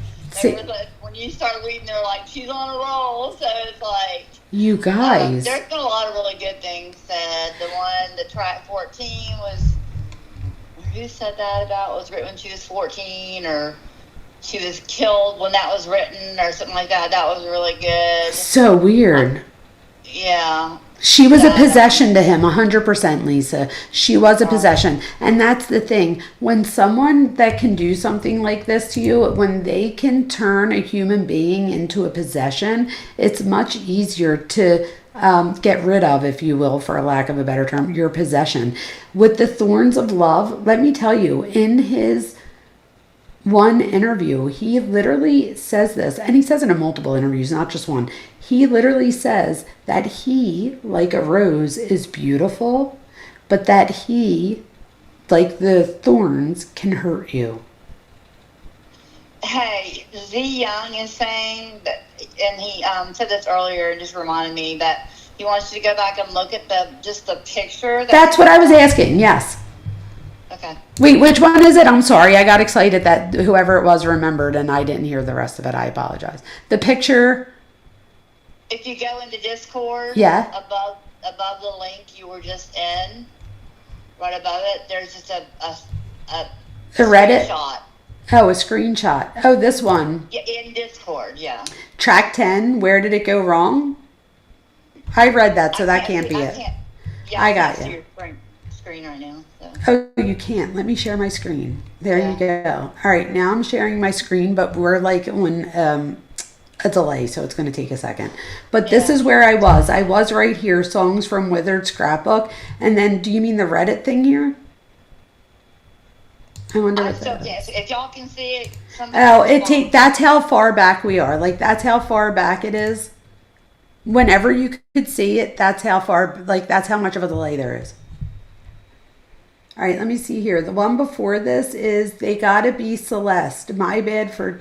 So wait, what's Gotta Be Celeste? This is David's notebook. I read that, right? Let me see. Is it up? It's the post at 11:29 p.m.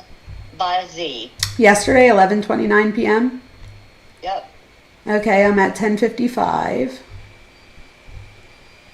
I'm at 12:42, so I have to go backwards. So it's this one here. This is... Oh, no. 12:29. I don't see one. I can't see your screen, so oh, wait, here it comes. Well, it looked like it was going to come up. Oh, here we go. Sorry. Can y'all see the... No, here we go. I just put it up. I just looked and realized that I didn't have it up. So this... Can you see it now? Okay, yes. Click on it. I thought we read this one. No, not to read it. Oh. It looked... Oh! Yes, that's what I was trying to say. Ah. There you go, Z. Thank you, Z. And do you guys remember, like, he says that the red string and, like, a lot of his things is that, That does look like her. And that it all goes back to evil with the red string. Also, you guys, in that video we watched earlier, if you guys didn't see it, if you rewind, we watched his anime that he made.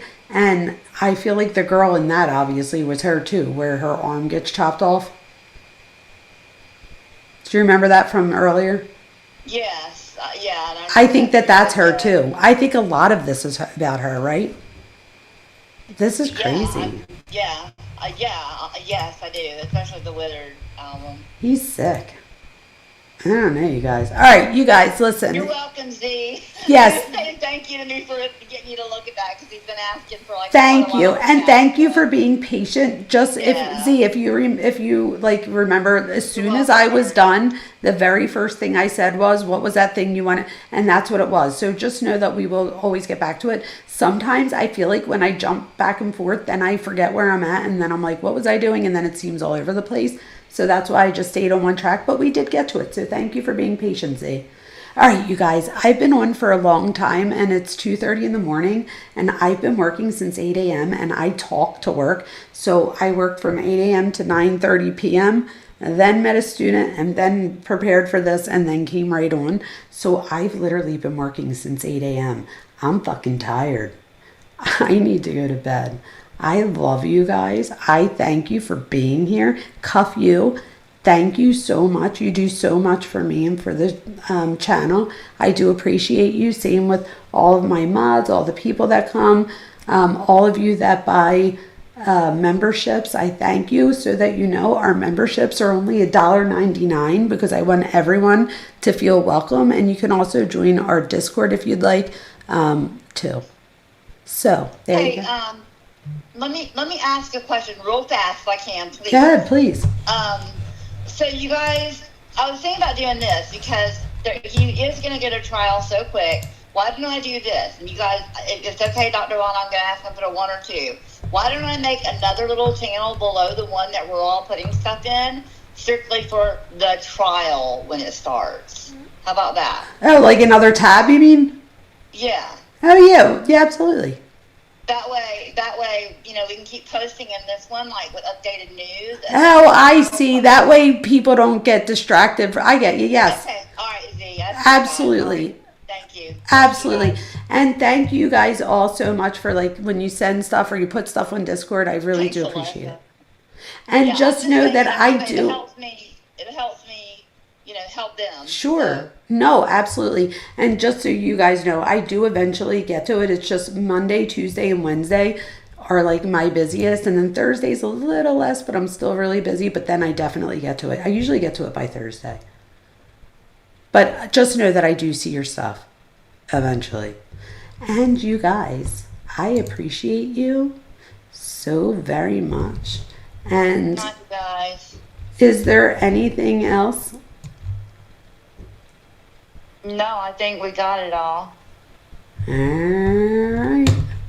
Oh, I think there's also a promo right now, you guys. I almost forgot. If you join, how do I make sure? So there's 100% off your first month membership right now. So you could get your first month for free. And then you can cancel whenever you want. So just know that. I'm on it right now. Let me share the tab so you guys can see it. Yeah, I was going to say, how do you do that? Look at this. Ready? So I'm going to share my tab. Let me make sure that you guys can see it. You can. Here we go. So it says join this channel. 100% off your first month's membership. Promo applied. Look at that. Okay. Cool. So I did that by clicking on my link here. Let me show you. This is how I got to it, you guys, because that was weird. I've never seen that, but that's really cool. Wait, can I? Oh, look, that's how you get to your gift membership too, you guys. Oh my God, Harlot, that was such an easy way to get to it. I literally clicked on the link in my bio thing. It takes me to the memberships here. I scrolled down. This came up, right? And it says that I could join for free. But then, you know how we're always like doing this, that, and the other to put our memberships on? If you guys then click here and you put gift membership settings, make sure you turn your gifted memberships on. There's times where we're talking on Discord and one of us will get a random membership from someone else's channel, but you have to have that turned on to say that you're willing to accept a membership. And then if you don't renew it, it just doesn't renew. You know what I mean? But make sure you guys go and get your memberships. I have member only videos up there. All of my learn stuff that got a little bit, you know, shit talked a little, whatever, all that's up there. Go watch it. We have to do a members only live. I just always feel bad because there's a few people that aren't members, and I always feel bad because I feel like they're not included in that. But I guess that's the part of being a membership, is that you have to give something like that. So maybe I do a members only soon, so that, you know what I mean. But go get your free memberships, you guys. Hey, and you guys just remember, there's no membership required for Discord. And None. Yes.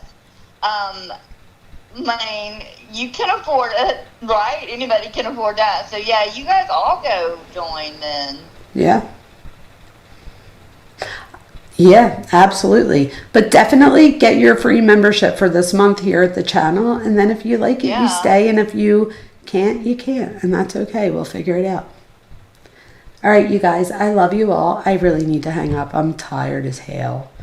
I love you all, and I will see you. I don't know when. Maybe tomorrow, maybe not. If I see you, I see you. I apologize that I'm not as, you know, the same all the time, but I haven't been going on a lot as much.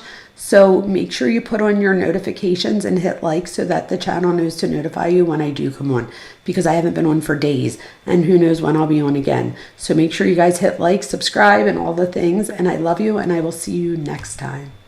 Thank you all for being here. Thank you, mods.